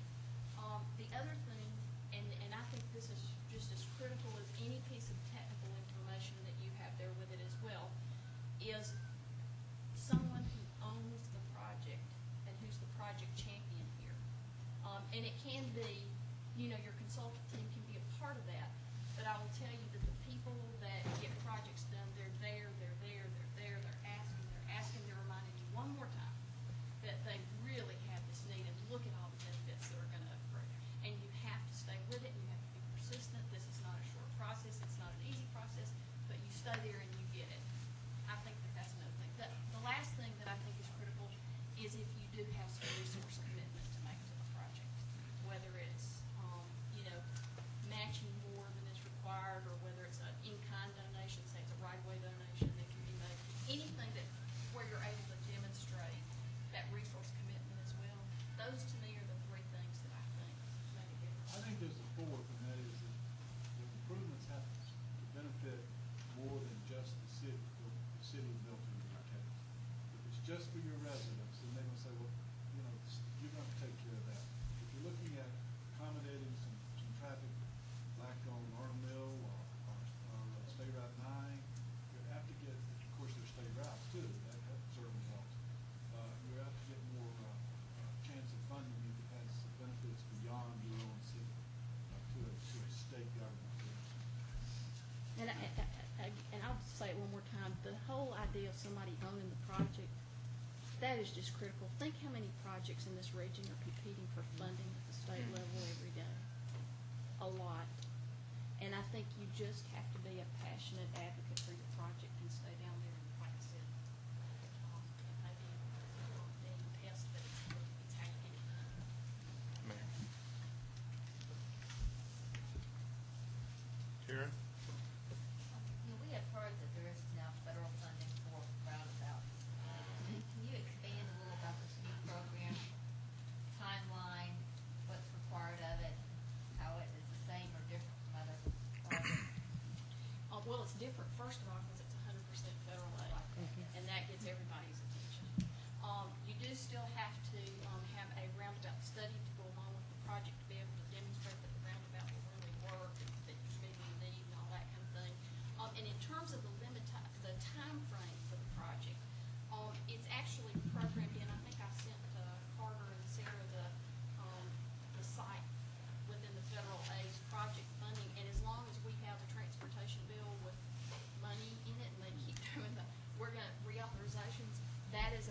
it's not like a quote special program per se. It's just a funding category that they have authorized in there. And we've had categories like that in the past. For example, there have been certain kinds of safety improvements that have been programmed at 100% participation and still are. So it's not so much a program that's going to lapse and run out. So would we be better off choosing 2 or 3 intersections that we felt like were the strongest, 4 roundabouts, and really pursuing those heavily with the federal? Would that be Yes. our best bet? Yes. And find somebody that's willing to be the champion for those? Yes. And You're better off doing that than having 5, 6, or 8 of them. Right. That's what I said earlier. And how quickly can you, is the decision-making process? Because it's not like it is with a lot of them where there's a set amount of funds and they're going to review all the applications and then make a decision on all those on a particular day. This is, as I understand, it's an ongoing thing, so. It's through the regular process, so you have to get the project programmed in the ARC's TIP, it has to get in the STIP, you have to still do NEPA, still what you talked about earlier. On some of those roundabouts, and it really just depends on the circumstances of the project, this is not exclusive to the roundabouts, but you could possibly, if it has a very limited environmental impact, you can look at programmatic environmental documentation, programmatic CEs that can help expedite that NEPA process somewhat. But you're probably still talking about from the time that you prioritize them here and we get them into the regional planning process to the time they come out the other end, you're probably still talking about 3 years, 4 years. The sooner you get started. But the sooner you get started, the better. And I think that that's one of the things, if you can narrow it down to a couple, one of the things that we would want to do on the implementation strategies is knowing that that funding source, that unique funding source in terms of it being 100% federal aid is out there. We ought to go ahead and craft a much more detailed strategy for those couple of projects for you as a part of this plan, so that you literally have got your checklist there. Here's what I need to do next, and keep going. Because I think there were 1 or 2 that have already, based on the Fulton County plans, been preliminary design for roundabouts. Would that expedite it, or is it? It's noted in our intersection, but there is one intersection that's conceptual roundabout. On Providence and either Freemanville or Bethany, 1 or 2? Bethany and Providence. And that helps put it a little bit further, but they still got to do design of the project. So. And the other one that was, had started to be designed was Birmingham and Providence. I mean, it was a roundabout as well. GDOT had a That's roundabout. That's the one that she was talking about earlier that we didn't recommend, that she wanted to make sure. I mean, there was that a didn't design. include it. There was a design created, and at one point they were at Fulton County, and Angela Parker was recommending the roundabout. At that point, GDOT was not as not as much of a proponent as they are now, which is just fabulous, because at least I've been preaching them for many, many years, and so now that GDOT is helping not only to support them but to fund them is just huge. So that's why I was asking that question earlier about Birmingham and Providence. It would be very valuable, I think, for you guys to have that earlier design, because it would seem to me that it speaks to Joel's point about some lower hanging fruit, because it's something that had been identified years ago. There were designs done years ago. The environmental issues perhaps are not as great because, again, there have been some studies done. And because there's already been funding that's been allocated, it just seems, and it's a state road, it just seems that there's a lot of positives. One of the things you probably have to look at on that, I think to your point, was I think that's one of the ones that's got some pretty significant site distance issues. It does. It absolutely does. What would need to be done to correct that Right. could be pretty costly. Right. Just, you know what I mean? I So know. those are the kinds of things that can throw I know. something into a not so advantageous. It's never easy. Great. Yeah. Now, does 100% funding include purchase of right-of-way? Because obviously roundabouts do take up more land than a normal intersection. So does that include, because I know a lot of the GDOT stuff does not include actual purchase of I'm trying land. to remember now if on that, if it was just 100% for construction or if it was 100% for everything.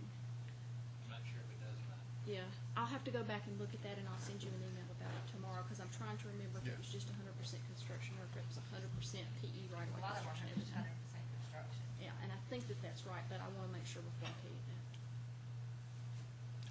More question down? If I have about 4 questions. The first one has to do with the recommendations that will be coming forth. I know that you guys know probably more than anyone the areas of the city that are problematic and what could be done to fix those areas. And you probably know more than anyone what the cost would be to fix those areas. Is it going to be as plainly put as that, as these are the top recommendations that we think Milton should do, and these are the projected costs of making those changes so that we can have something to look at? We're going to make recommendations as to project prioritization, and we're going to give you conceptual cost estimates. And I assume you also know better than anyone funding avenues, whether it be needing to come from here, whether it come from ARC or some other GDOT or something like that. Will you also include that in your recommendations? We are, and that's what I was saying earlier. One of the things we're going to do, though, is make sure that we're going to tell you why, we're going to be sure we're matching funding strategies to projects in a way that's advantageous. In other words, don't pursue a project that's got every kind of known environmental consequence on it with federal aid. It's going to be really costly and take a really long time, and at the end of the day, you might not even get to build it, even after you've done all that. So package things in a way, pursue things in a way that's smart, and that's one of the things that we're going to be doing is matching funding to project types to try to help leverage getting those projects to implementation. All right, very good. And the rest of my questions have to do with the survey that's in the back on page. Well, it doesn't have a page. It's the survey that was done, the telephone survey. Yes, sir. And I know that the city has also had city-sanctioned surveys that we've sent out recently, especially with regard to downtown and where that downtown might be. And I'm eagerly anticipating the results of that survey so that we can get started with that. One of the questions here has to do with residents having a favorable idea of developing a downtown area at Crabapple Crossing with a 78% supporting the proposal and 52 strongly supporting it. And it's a scientific telephone survey, margin of error plus or minus 5.5%, and it was 200 residents that were surveyed. In keeping with the theme of supporting our own city-sanctioned surveys and not knowing what those results are, although I've heard what some of those results may be, I need a couple of questions answered. One of them, it will be how, when this question was asked to residents, what was the downtown area defined as what the downtown meant, or was it an area, a destination area? Was it City Hall? Was it, because there's a lot of things, downtown means a lot of things to different people. Right. And I don't have it in front of me right now, but I can get the actual question for you and send it to you. My, if I remember correctly, what it described, and again, I think, which is what I had said earlier, because I realize there's a number of different places that are being looked at for a quote downtown Milton. Is that look at that as indicative more of an activity center versus a true downtown, although we did ask and look at if other city, and I believe the question was phrased that if other city services were located there, for example, the City Hall and other court and all those kinds of things. Okay. Because one of the things that during the Crabapple charrette, I think it was during the Crabapple charrette, when we had some conversation about that, a couple of the participants indicated a concern about, well, that Crabapple, if there were a City Hall there, for example, that Crabapple just couldn't handle the additional traffic associated with that. And so one of the things we did, just to help sort of describe that, was when we were out doing the observations and counts at the schools, and some other observations and counts in the Crabapple area, is we also looked at that Alpharetta Municipal Building, or the building that there's court, I think, that's held there, and we took some counts associated with that to see how much traffic does that generate, because it's not in a peak period time frame typically, and we looked at that and determined that that kind of activity really didn't impose a huge additional traffic burden in that area. But I mean, that's really, again, that's just for your information. That's not to advocate any one particular thing, but it's to help you in your decision-making process about, where should a downtown be? Is it more in the sort of the state route non-commercial corridor? Is it in a Crabapple? And where do you, are there other places that might be suitable and appropriate as well? So, but I know those are the two kind of areas that have really been part of the conversation to this point. Thank you.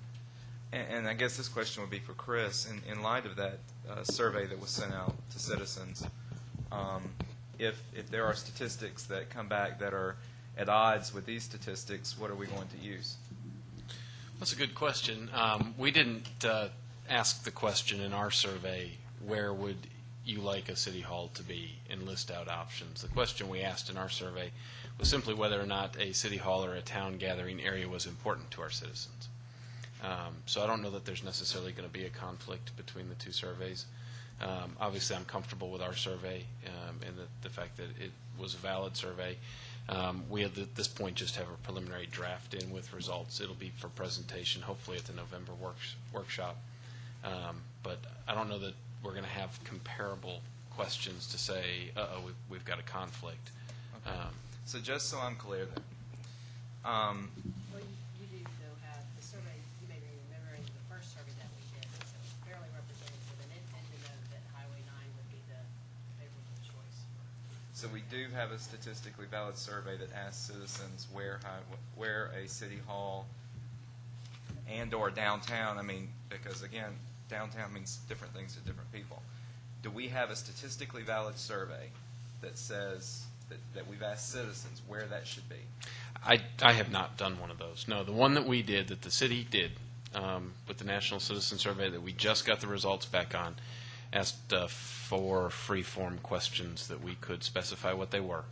And our question was simply on a scale of very important to not important at all. How important is it for you to have a city hall, town center type environment? That was a central gathering place. I'd have to read you the exact question, but it didn't say, would you like a city hall in Crabapple? Would you like a city hall in Birmingham? Would you like a city hall on Highway 9? It simply just asked the question, is that type of an environment important to you? And more than 50%, I don't want to give you the exact number because as soon as I bring it in, you'll figure out I guessed wrong. But there was a large portion of the population that felt that that was important. It was in the 70% that thought that a city hall type facility was important, but there was no indication as to where the preference was for it to be. And Alan, the reason we asked that question up here was because we were studying Crabapple Crossroads and looking at what all that area could be as a part of looking at the intersection. We had to look at the land use and, development, all those kinds of things with regard to the transportation infrastructure, and that's why it was asked on here, was in relation to this more detailed Crabapple study that we discussed with you today. And I'm certainly open to wherever, the downtown, including City Hall and other places, needs to be, taking into account the wishes of our citizens and also traffic issues and other things that might be brought with that. I know that I had received some correspondence from Mr. Ragsdale that the CPAC was not going to be providing us a recommendation as to where downtown needed to be. I'm unsure at this point because I've heard there's some different surveys, and I understand there is a survey that mentioned that. CPAC is the one that facilitated the original survey. It was an independent survey the first year that we were a city. That's statistically sound survey that asked those same similar questions to what they surveyed did. So I'm not questioning. Right. Okay, so we don't have a statistically valid tool to assess the citizens' wishes with regard to that, except for evidently this. Well, and I don't know that I would that's not, the intention of this was not to advocate or to offer you the answer to where should the downtown be. The use of this was to say, we're looking at Crabapple. So, and we're looking at a lot of different things with regard to Crabapple and in terms of its transportation infrastructure, and you really can't look at the transportation needs in that Crabapple Crossroads area without looking at what is the development, what is the redevelopment, what all is happening there, what all is going on. And so it was asked in order to try to illuminate that sort of conversation for you guys a bit more, give you another fact or another piece of information in your decision-making process, not to advocate. Gotcha. All right. Thank you. That's all I have. Are there any questions? Yeah, just for me, I think I heard you say, Faye, that basically, it's already an activity center. There's activity that occurs there. So from a transportation standpoint, you were evaluating, do people still anticipate that it's going to have activity? The answer is yes. So I don't interpret this, and based on what you said, as necessarily saying that this is where folks wanted it to be a quote-unquote downtown. But I think you clarified that it's a function of if you anticipate having activity in Crabapple, and we do. And it sounds like what you're looking at is for that activity that's currently there, and some of which is not yet on the ground, but it's been approved. How do you handle that transportation? And I think it could be, I just think, I mean, that's a policy decision that I Right. think the city council has to make, so we're not. I think what you're saying, that wasn't the goal of the question. It was more It's because really you were more- studying Right, Crabapple. transportation in particular. So- Okay. Thank you very much. Thank you.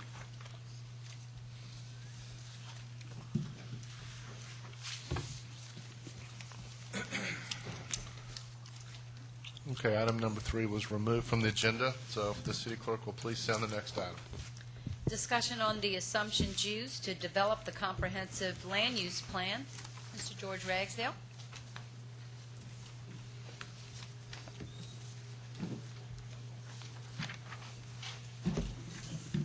Did you guys get a sheet of paper that looks something like this, or is it just Michelle's handing it out now? Sorry. Thank you. Mr. Ragsdale, I like the length of your presentation. This is probably the shortest one I've ever seen. You must have a lot to say on each of the slides, right? Absolutely.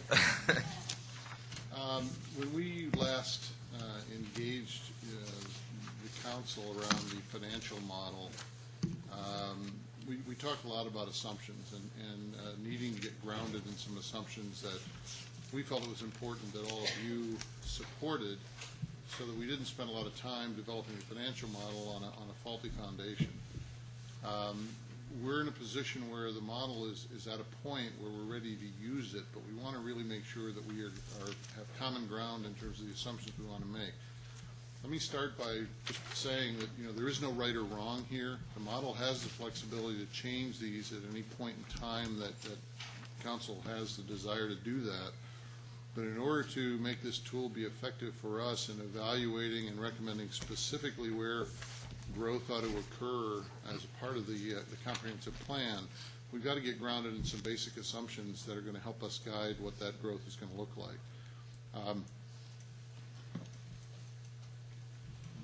So let's start on the revenue side. These are, with one exception, and I'll point that out, these are assumptions that have been vetted through CPAC that we believe are the right assumptions to build the model around, again, with the understanding they can always be changed, but in order to establish a solid foundation, we want to make sure we've got something that we can rely on. We want to start with, on the revenue side, with 2009 year-to-date being our baseline, and we'll annualize that. We want to start with the assumption that the revenue is going to be recorded on an accrued basis. We spent a fair amount of time talking about what should we assume is going to be the collection rate for property taxes. I believe that the city's budget's based on about a 95% collection rate. The difference between 95 and 100 is probably not material, but from a modeling standpoint, it's a lot easier to say this is what the property tax revenue should be, and we're going to assume that it's all going to come in the year of the model, shall we say. So that's a second assumption. The third assumption is one that I will put a disclaimer on because we talked about it at length in one of our CPAC meetings, actually our last meeting, and I volunteered to speak to Commissioner Riley about assumptions that are being made downtown. I've talked to Johns Creek about assumptions that are being made there to try and get some sense of continuity. I think that the best assumption to make going forward is just assume that the lost revenue is going to be flat.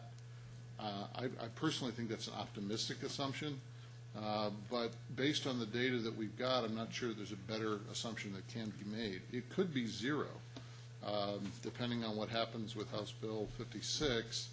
It could be zero. It could be allocated completely differently. The rights to allocate it could be determined completely differently if there's a Milton County at some point in the future. There's an awful lot of moving parts here, but I think from the standpoint of making an assumption for the model, the best thing that we could do is just assume that it's flat based on what it has been. I'd like to stop there and just ask any questions about this page before we move on.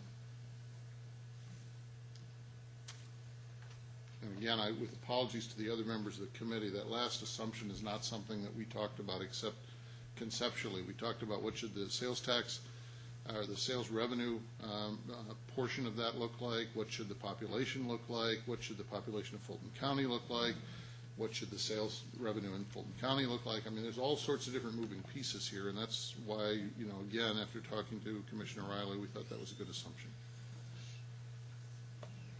Okay? Can I ask a quick question? Sure. Is that, if that's one that you haven't talked about with the committee, I'm assuming that when you guys get back together, you will We'll be talk talking? about it tomorrow night. Okay.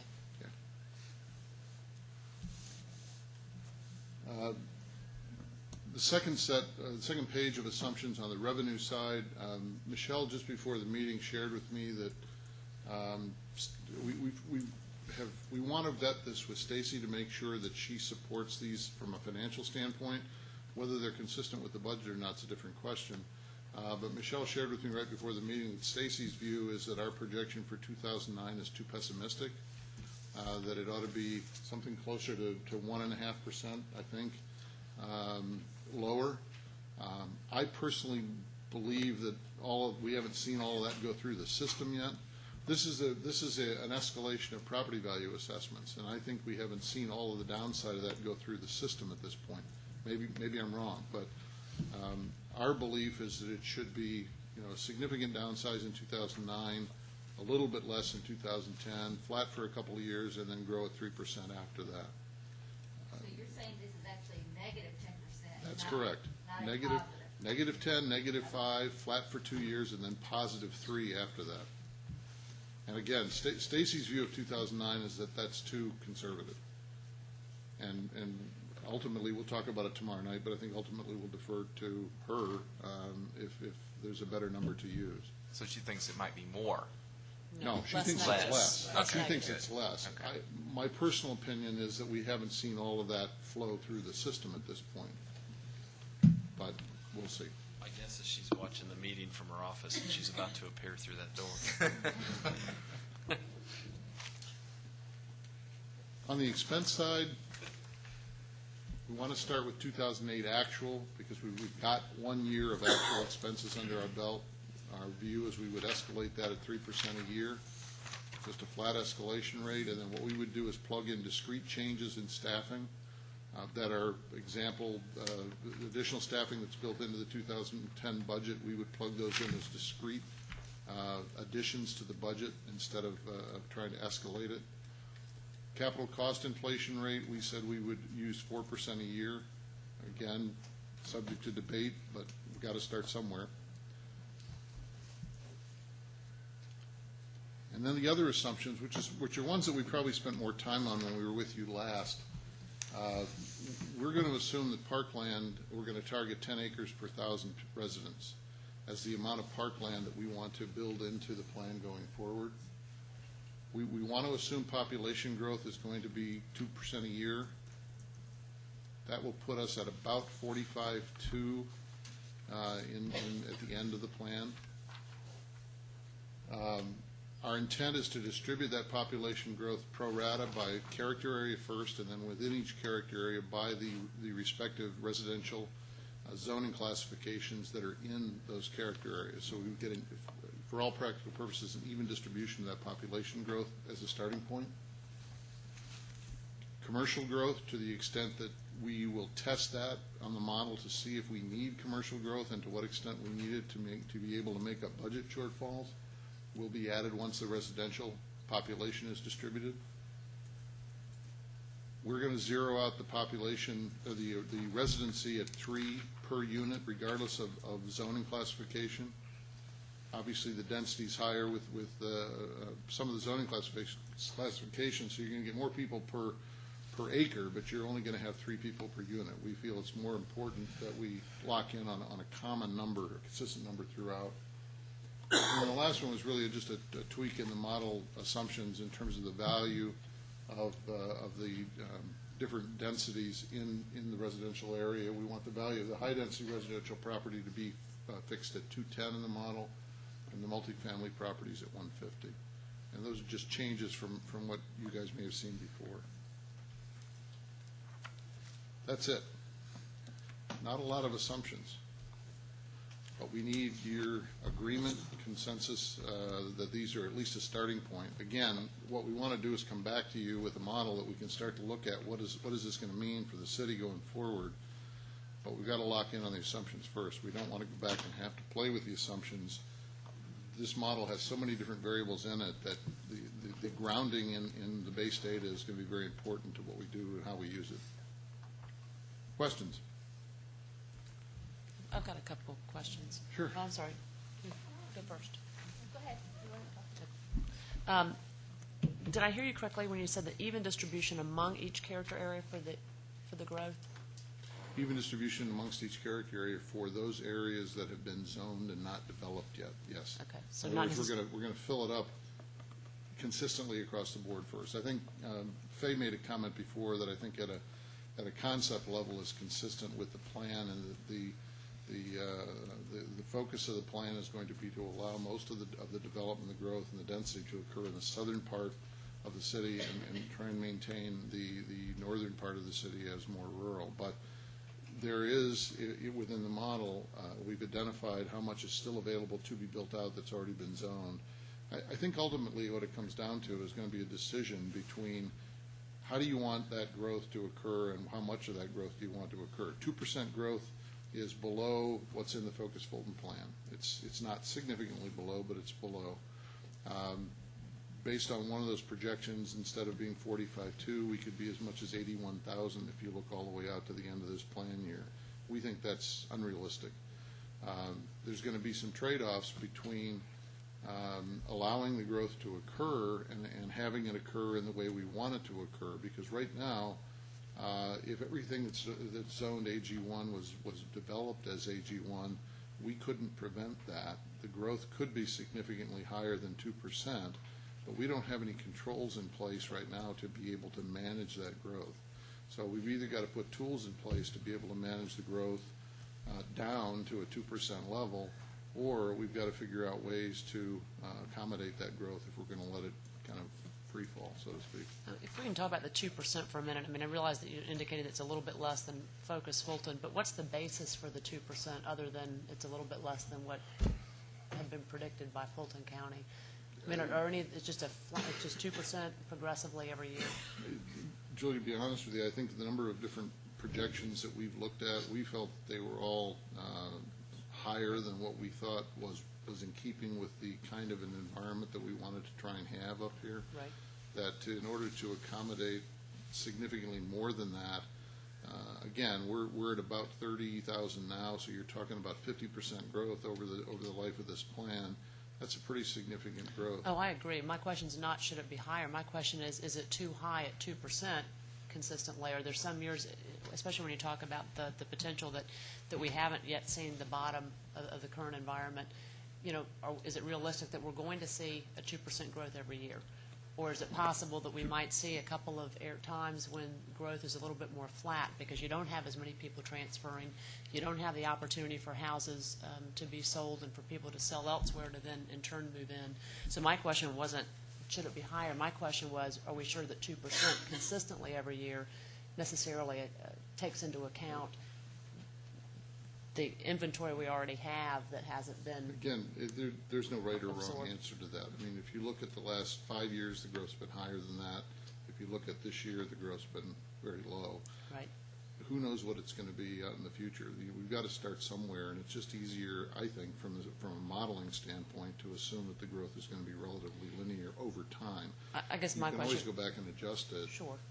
I guess my question would just be, especially because we are currently in an environment that's relatively flat, if in those first year or two, if we wouldn't look at a flat rate rather than to assume 2%, because again, to your point, as soon as we start making the assumption that that growth is going to kick in now, it forces the perspective that there's got to be more density to accommodate growth, and if the growth is overstated, we might then in turn be overstating some of the other Well, don't things that jump to fall the out. conclusion that it means more density. I didn't say that.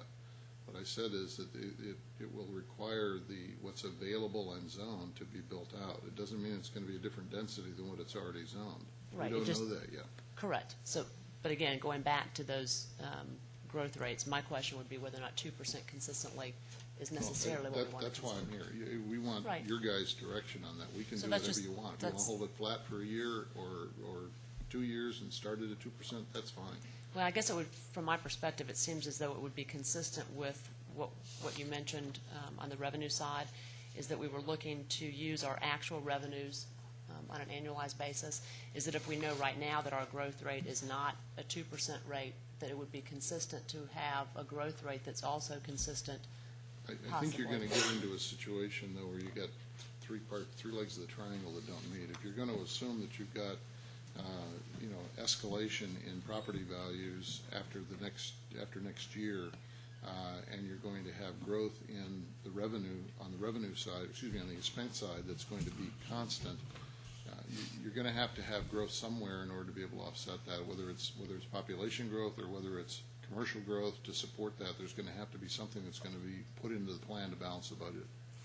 I think, basically you said you guys came up with this number, actually going a little bit lower than the surrounding areas.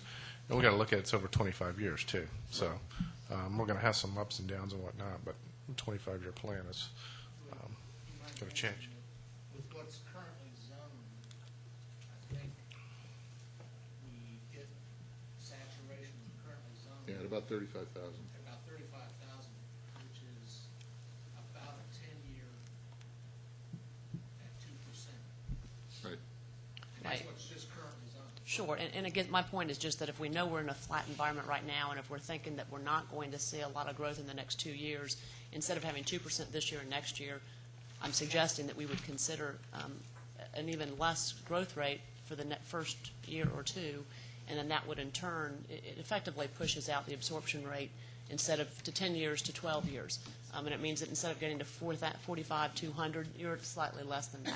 I just think that in our current environment, we're not seeing that growth, and it seems inconsistent to presume that we would. So it's my view, and I think that it would be consistent to at least have an option that would say the first couple of years don't have a growth rate of 2%. Okay.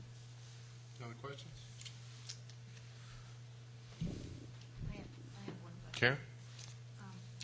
We have heard during budget process, public works, that we really have a lot of catching up to do, especially when it comes to roads and bridges and things like that. Right.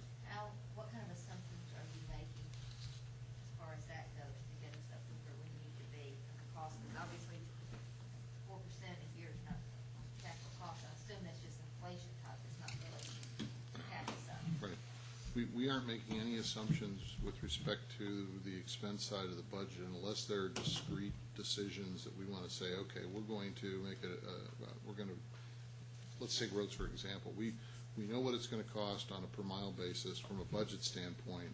We can calculate that number. We can go in and tweak that and say, okay, if we want the maintenance cycle to be reduced by 10 years, we can increase the amount of money that we're going to say we're going to dedicate to that. But we'll do that as a discrete number and say, okay, in 2010, we're going to go in and we're going to change the public works budget by X, and that X represents the change in that philosophy of how we're going to maintain the roads. And then after that, that number will be escalated at the same rate as the rest of the expenses.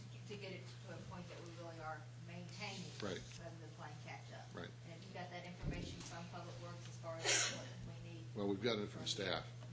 Don't ask me what the source is because I don't know the answer to that. But we do have that. We have those numbers. Yes. Bill? I said during the presentation also, and just wanted to reconfirm that your cost projections include incremental cost increases for resources for staff. If there's something more that we need to build in other than the blanket escalation rate, then we would need to do that as a separate item, yes. What we're talking about is building in increases in numbers of staff, not increases in staff salaries. One of the things that we've talked about, one of the problems we're going to have with using the 2008 is to the extent that there are significant shifts in the way the expense side is managed going forward, which is the next presentation, right? We haven't built anything in to accommodate that because we have no way of knowing what that is or will be. It's all based on the current cost. Correct. And I guess that's, Again, that can all be changed at whatever point in time you want it to be changed, but we've got to have a grounding to say, the frustration with this has been that, every time you talk about tweaking one thing, you can never get to the point where you've got something that you can really say, okay, now here's, based on this set of assumptions, this is what we think we ought to do. You can always go back and change the assumptions later on, but until we have something nailed down that we can really create a model around, we just keep, it's a little too fluid.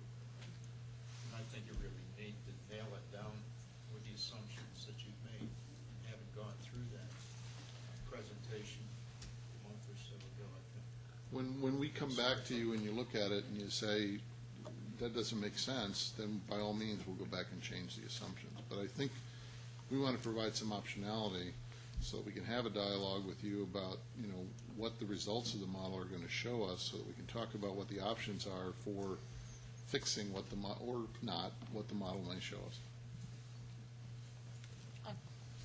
Julie? just a quick point about CH2M Hill and the fact that we know already that we're going to be transitioning, obviously. Knowing that right now, based on what you said, George, is that the expense side includes the fully loaded lump sum, and we already know, I believe everybody sitting around these tables believes that we're going to transition. We're going to hear about that in a minute. Based on even the estimates of cost savings that we anticipate, wouldn't it make sense that these numbers, at least on the expense side, go ahead and reflect some of those cost savings in this first iteration? Because we already know that we do anticipate some savings.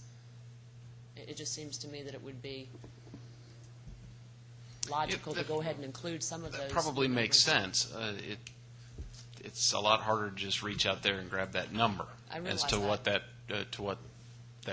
value of cents makes. But maybe George and I can talk about how we could potentially look at doing some of that to be realistic but conservative, I guess. We could do it as a one-off. I mean, to be honest with you, my fear in doing that is that, doing it at the bottom line probably has some credibility because you guys have some sense of what savings you're expecting to get. But the budget on the expense side is constructed on a line item basis. So being able to go into there and say, well, it's going to have this much impact on public works and this much impact on this and this much impact on that, my guess is that you probably don't have that level of detail at this point, except as a conjecture.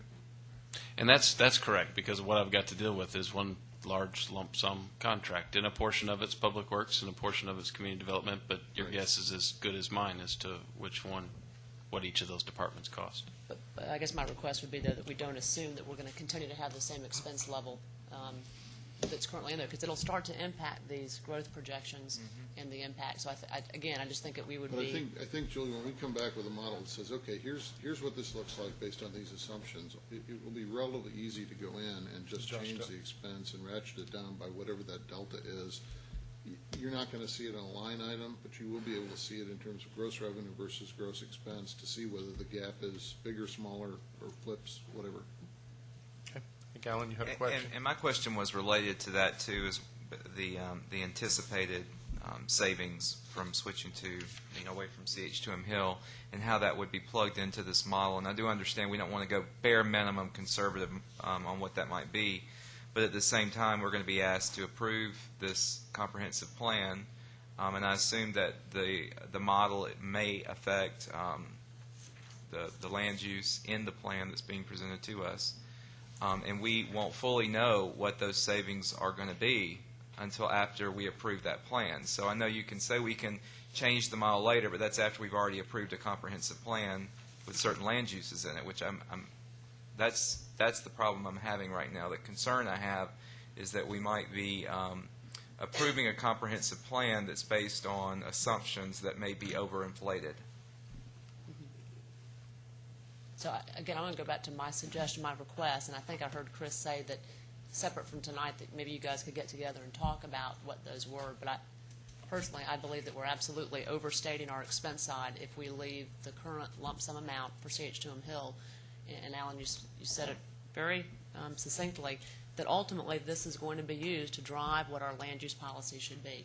And if we're going into it with this first round knowing that we're overestimating our expenses, I believe that we're starting at a place we shouldn't begin. When we've got more current information, I would hope that we would use that. I'll just say this, as Chris said, when we have current information, you guys can work with the numbers and see where we come out. So, Well, maybe a question for Chris, just from a timeline perspective. Where are we in terms of that timeline? In terms of when we think we would have some more current numbers so that it doesn't cause can we CPAC to be wait till delayed? the next? We we're need, getting ready we to need to into get to that. the next agenda item, and we'll absolutely have that discussion, and I'll give George a call. Thank you. Okay. Any other questions, George? Thank you very much. At this point, I apologize to the those in the audience, but I'd like to ask for an executive session purpose to discuss potential litigation, settlement, and claims. So if I may have a motion and a second to adjourn into the executive conference room. I'll put forward a motion to have an executive session to discuss possible litigation, possible claims, and Mayor, the third point? Litigation. And litigation. Second. All right. Got a first by Councilmember Bailey, second by Councilmember Lusk. All those in favor of the motion, please say aye. Aye. Any opposed? That's unanimous.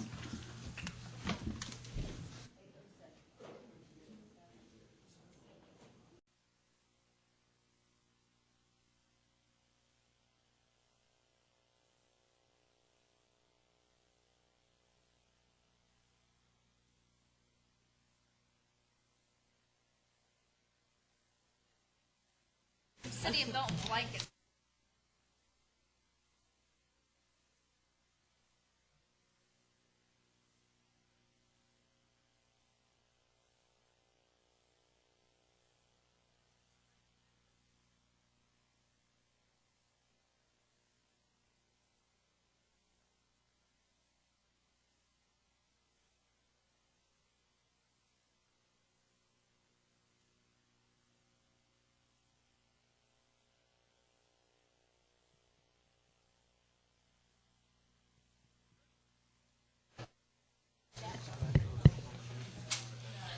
Okay, here comes our city clerk. Will please sound the next item. Mr. Mayor, as you mentioned earlier, the 3 has been removed, so we're moving to, excuse me, I'm on the wrong page, pardon me. We're on number 5, discussion on City of Milton transition plan with CH2M Hill. Mr. City Manager. Mayor and Council, let me wait until we get our presentation up. And Matt, you've got a handout that you want to give everybody. We'll get to that in a minute, but that was the one screen that was terribly difficult to see, so we thought we'd print you a copy so you could see it a little bit closer.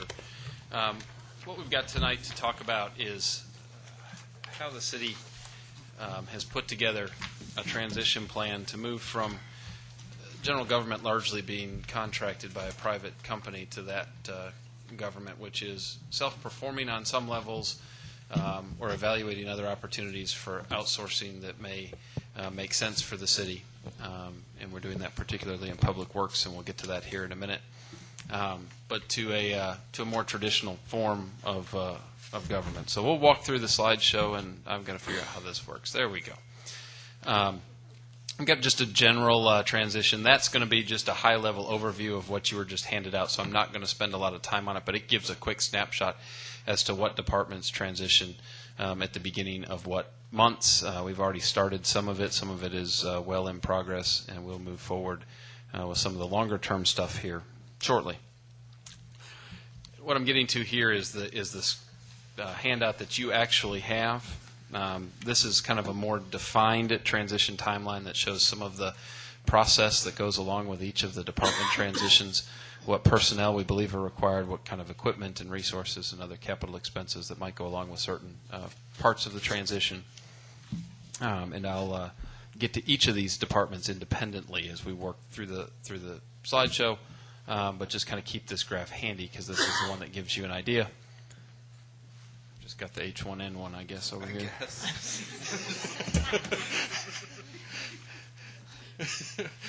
All righty then. But this will kind of give you an idea as to what departments phase out at what time and which ones come on board as cities and which ones we're exploring with other different types of hybrids potentially. So let's keep trudging on through this, but just keep that graph handy because it'll make sense as we work through some of the specific departments. I'm going to start with human resources because it's one that we have transitioned at this point. I think you are aware that we took that over on October the 1st. We, in fact, did that. Tonight, I'll introduce you to our human resource director, who some of you met in the hallway. His name is Sam Traeger. Sam, there we go. Sam comes to us with a history in human resource direction. He was the human resource director in Hall County, Georgia, as well as a compensation and benefits professional, that manager in Athens-Clarke County, and served Hall County even before Athens-Clarke County. Has a host of credentials, as well as a master's degree and bachelor's degree, both from Mercer University. I think I've learned a lot about Sam now. Did I get it all right? I got it all right. This is something that will be a good fit for Sam, and I'm glad that we have him on board at this point. His credentials are wonderful, and he's great to have in City Hall on a day-to-day basis. So he is largely a driving force that's going to help us as we navigate through selecting employees for the City of Milton. How do you spell Sam's last name? Traeger, Trager. It's only 6 letters. I always wanted to put an extra Trae for some reason. Trager. Got it right? Good. So he's here with us now on a full-time basis. One of the things that Sam is also evaluating first on his list, which he has done before and is very qualified to do, is to look at our pension issue that we may or may not have and to make a recommendation on what we might need to do. So look for that coming very, very soon. I know he's on day 4 today, so we've accomplished a lot in 4 days. It's he'll get some of that stuff straightened around for us, and is certainly capable of doing that. So without spending a lot of time on HR, that's the one step that we've made at this point. We believe at some point during the transition that we will likely need a second person in HR based on the staffing level of what the city will become. But at this point, we have Sam, and we also have within the CH2M Hill contract, we have a 0.5 of an employee in that contract. So we still have a 20-hour employee at our disposal for Sam to use if he needs to. Any questions about human resources? Okay. We'll move on to the next slide, which deals with municipal court. This is another fairly easy one because this one has already transitioned. Jeanette has employed a deputy court clerk as well as a court administrative assistant. Both are already here, and saw them working court today. It was moving efficiently and smoothly. That was good.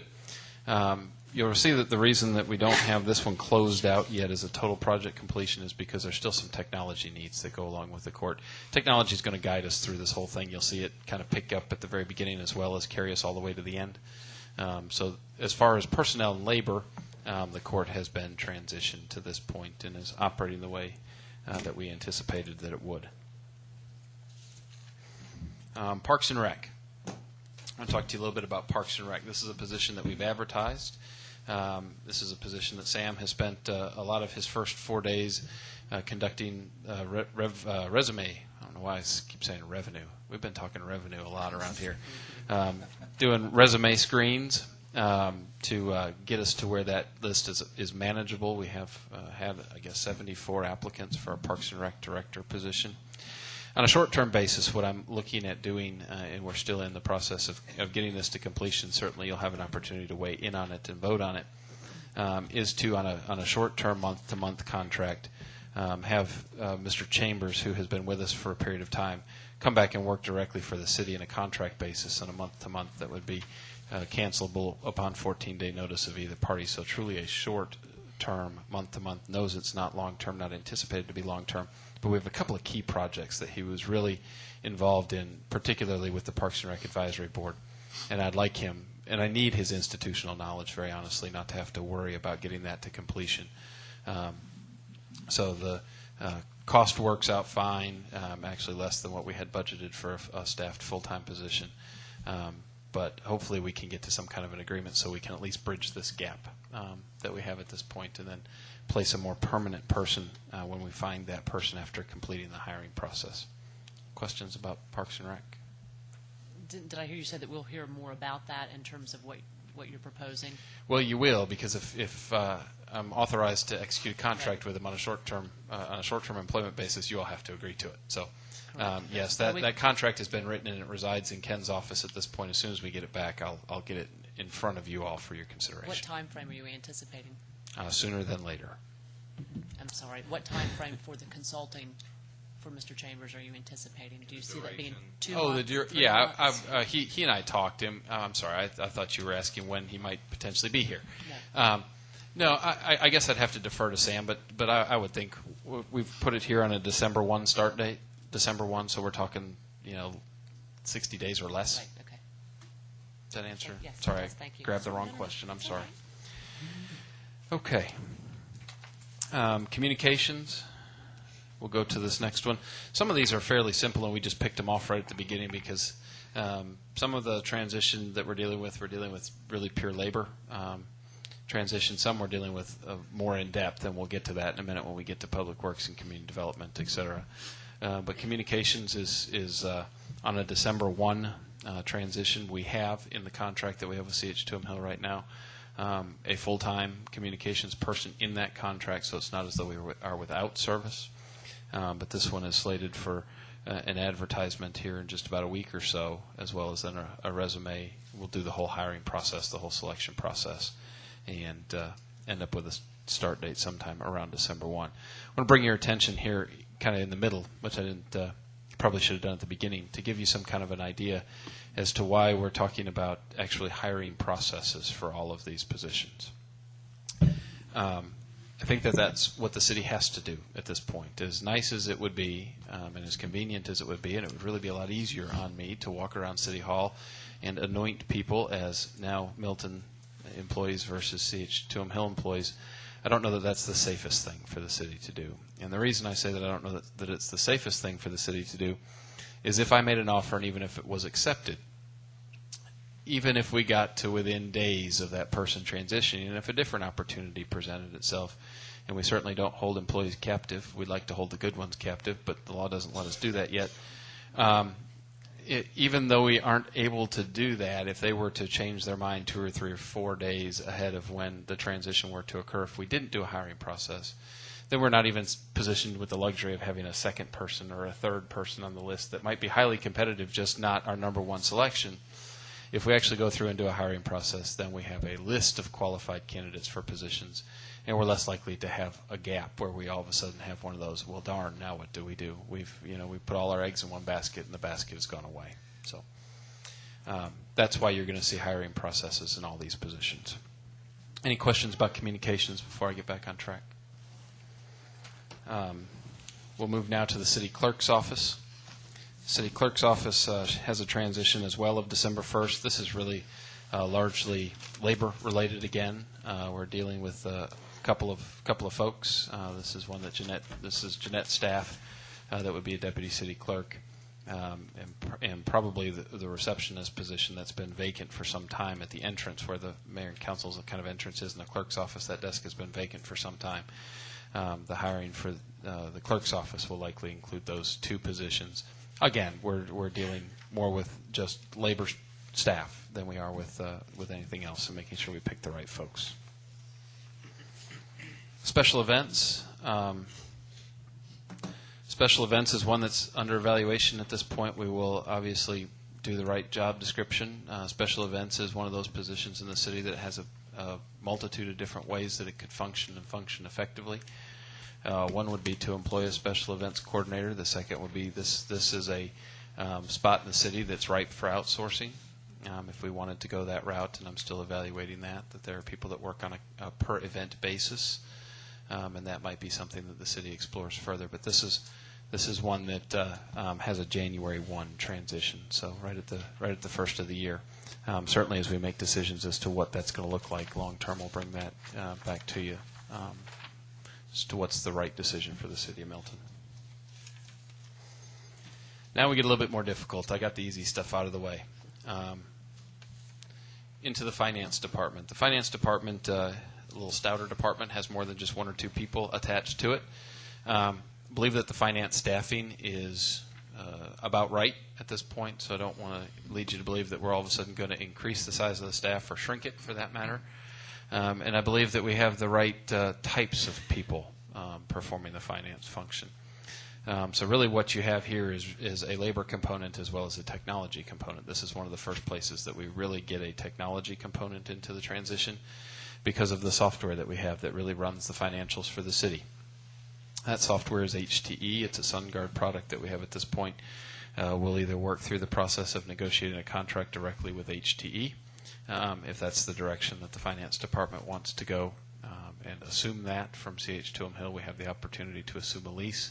That likely will make sense. I can't sit here and tell you today we're 100% committed to it, but it seems to make sense that we would transition what we have, and if there's a better opportunity at a later date, rather than trying to throw too much into the hopper and just see what comes out, we need to go ahead and make the transition occur, and then if we need to evaluate software options, that would be the time to do that. But Mr. Umflett's well prepared for those portions of this transition. Any questions on finance? When we get to the end, I'll just give you a preview. When we get to the end, any of the people that have been involved from a staff perspective in our transition, John Umflett, Stacy, Matt, Sam Traeger, and probably some folks I've left out here. If you have any questions specifically of any one of them, that's why they're all here in the room, that they can answer things that are specific to their level of expertise. Let's talk the three biggest ones, really, in my estimation, to make this transition successful. The first of those is community development. It is the largest department that we have in the building, minus the police and fire department. It's a little bit bigger than Public Works today, largely because Public Works has such a big outsourced component to it. But as far as there actually being staff on the ground here in Milton that show up to Milton City Hall every day to work, the community development department is the biggest of those. We have this in a staggered transition. We have a department director transition in this particular department a month before we have the rest of the department, largely because I'd like to place a community development director and have them assist in the placement of their staff. I think that's very important. So what we have here is a January 1 start date on a community development director and a February 1 transition of the remainder of the department. That just seems to meet our timeline. It meets us getting some of the lower hanging fruit out of the way here at the very beginning, to really spend the time doing some good recruitment for these department director positions. That's another thing that Sam comes with a lot of experience in, is in executive recruitment, and actually going out and hiring somebody, not the person who's out looking for the job, who puts a resume in everywhere, but finding the right person that can serve Milton. And that's something that he's done extensively in his previous positions. So I want to make sure that we allow sufficient time, particularly for these higher profile, more demanding department director positions, that we give enough time that we actually can place the right person. Any questions about community development? Okay. Public Works. We've started two of our departments in the transition. We've started them at the very beginning, and they will live the length of the transition as well as be the last thing to transition. Public Works is one of those, and IT is the other. That's partly because from the Public Works perspective, we have to do a basic needs analysis of what we have, do an assessment of what we have, and then figure out a mechanism by which we can define a plan that's best for Milton. It is the one department in the city right now that is the most difficult, I guess, to figure out exactly how it's structured, just because there are people that report here to work, and then there's people that perform under subcontracts. And I don't have the scope of work from the subcontracts, so I'm not exactly sure what those scope of work say. Really we're working on kind of a work order basis at this point. But we have employed a consultant to navigate through this Public Works transition. The deliverables match our timeline. He's on track and is collecting data at this point. We will go to the market with RFPs and the appropriate for the appropriate subcontractors if we choose that that's the best direction for Milton. I believe, again, Public Works is a great department that has some good outsourced potential, and that it's not, even though we're doing a transition here, it's not that we're transitioning everything in-house. I think there's still some efficiencies in government that come from outsourcing, potentially just in a different model than we've been in. So Public Works is one of those areas that I think you will still see, and certainly I will wait and get our consultant's evaluation of it, but it's something that I think you will still see a more non-traditional approach, at least in a recommendation to how the Public Works Department is delivered. This one has an April 1st transition, so at the end of the transition. The other thing that goes the length of the transition is the IT component. Now, we've had this discussion before, and IT is something that takes a while, number one, to figure out what you've got. Number two, it takes a little bit of time to negotiate contracts with both with software vendors as well as to procure hardware, decide what leases we might assume, what leases we might not assume, and to put together a plan so that this city stays live as it relates to technology. You know, we all want to walk in here on April the 1st and have computers that work and phones that work, and I'm comfortable that we're going to have that. But there's a good bit of planning that goes along with an IT department. I guess I'm kind of selfish and kind of proud, but I think we've got probably the best IT director. And I know John won't take any credit for himself, but great guy and is absolutely capable of managing this transition. And if you have any questions for him when we finish, he can give you a snapshot as to what he's done so far. So along with IT comes city website. We haven't forgotten about that. We haven't forgotten about GIS in the city. There's some of those things that just kind of work their way through with everything else. But it too is one of those things that's going to take a good bit of time, the whole length of the transition to get moved over. And I'm comfortable that we can do that. Do you have any questions about IT? Any questions of either me about what I've presented to you here, or what you might have in front of you, or of any of our staff members that have been very instrumental in putting together a transition plan and largely have already been working on it in many circumstances?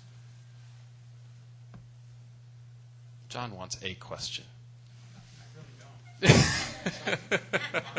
Oh, okay. What level are you? You're not playing anymore neither? Okay, I'll ask one question. How about data security? When I speak to data security in terms of at what point do we have the data that comes, say, from CH2M Hill that's on their server? So if you want a question, I'll give you one. There you go. Yeah, yeah, absolutely. Take it away, John. Each system will transition over time individually. We may start with email, we may start with databases, we may start with file storage. That transition plan has not been fully developed. We're working on that now. So as I get a system up to run in parallel with the system currently running that CH provides, then we will transition that data and take it over. Their system of that nature will stop and ours will take over. So there really hasn't been deadlines set on those yet, but that's coming. And in terms of where I'm assuming that we're looking at different providers, either for a primary or secondary locale for that data, for data security and things of that nature. We are. And it becomes less secure if we talk about where that is in a public Yeah. meeting. But yes, we are. But anyway, so thank you. You're welcome. All right. As always, Council, this is intended to be an open and transparent process. If you have any questions along the way, I'm not here to represent tonight either that this is going to be error-free and roadblock-free. What fun would work be if we knew how it was going to go every day for the next 6 months? But you've got a good staff working on it, and we'll bring you updates as those updates are able to be brought forward. Thank you, Chris. No better. I want to thank Chris because he's put forth a lot of effort, and like he said, it's not easy. Is there any other council discussion? Bill?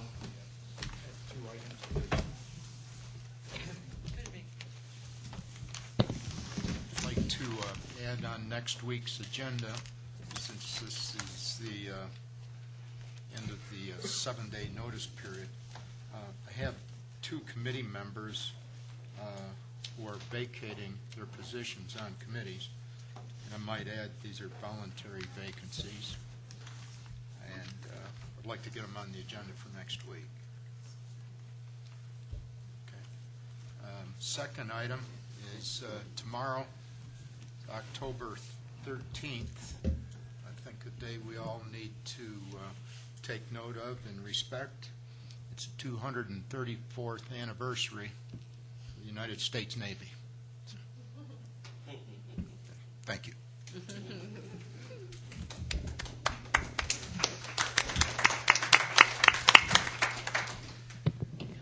Okay, now I'm going to adjourn the meeting.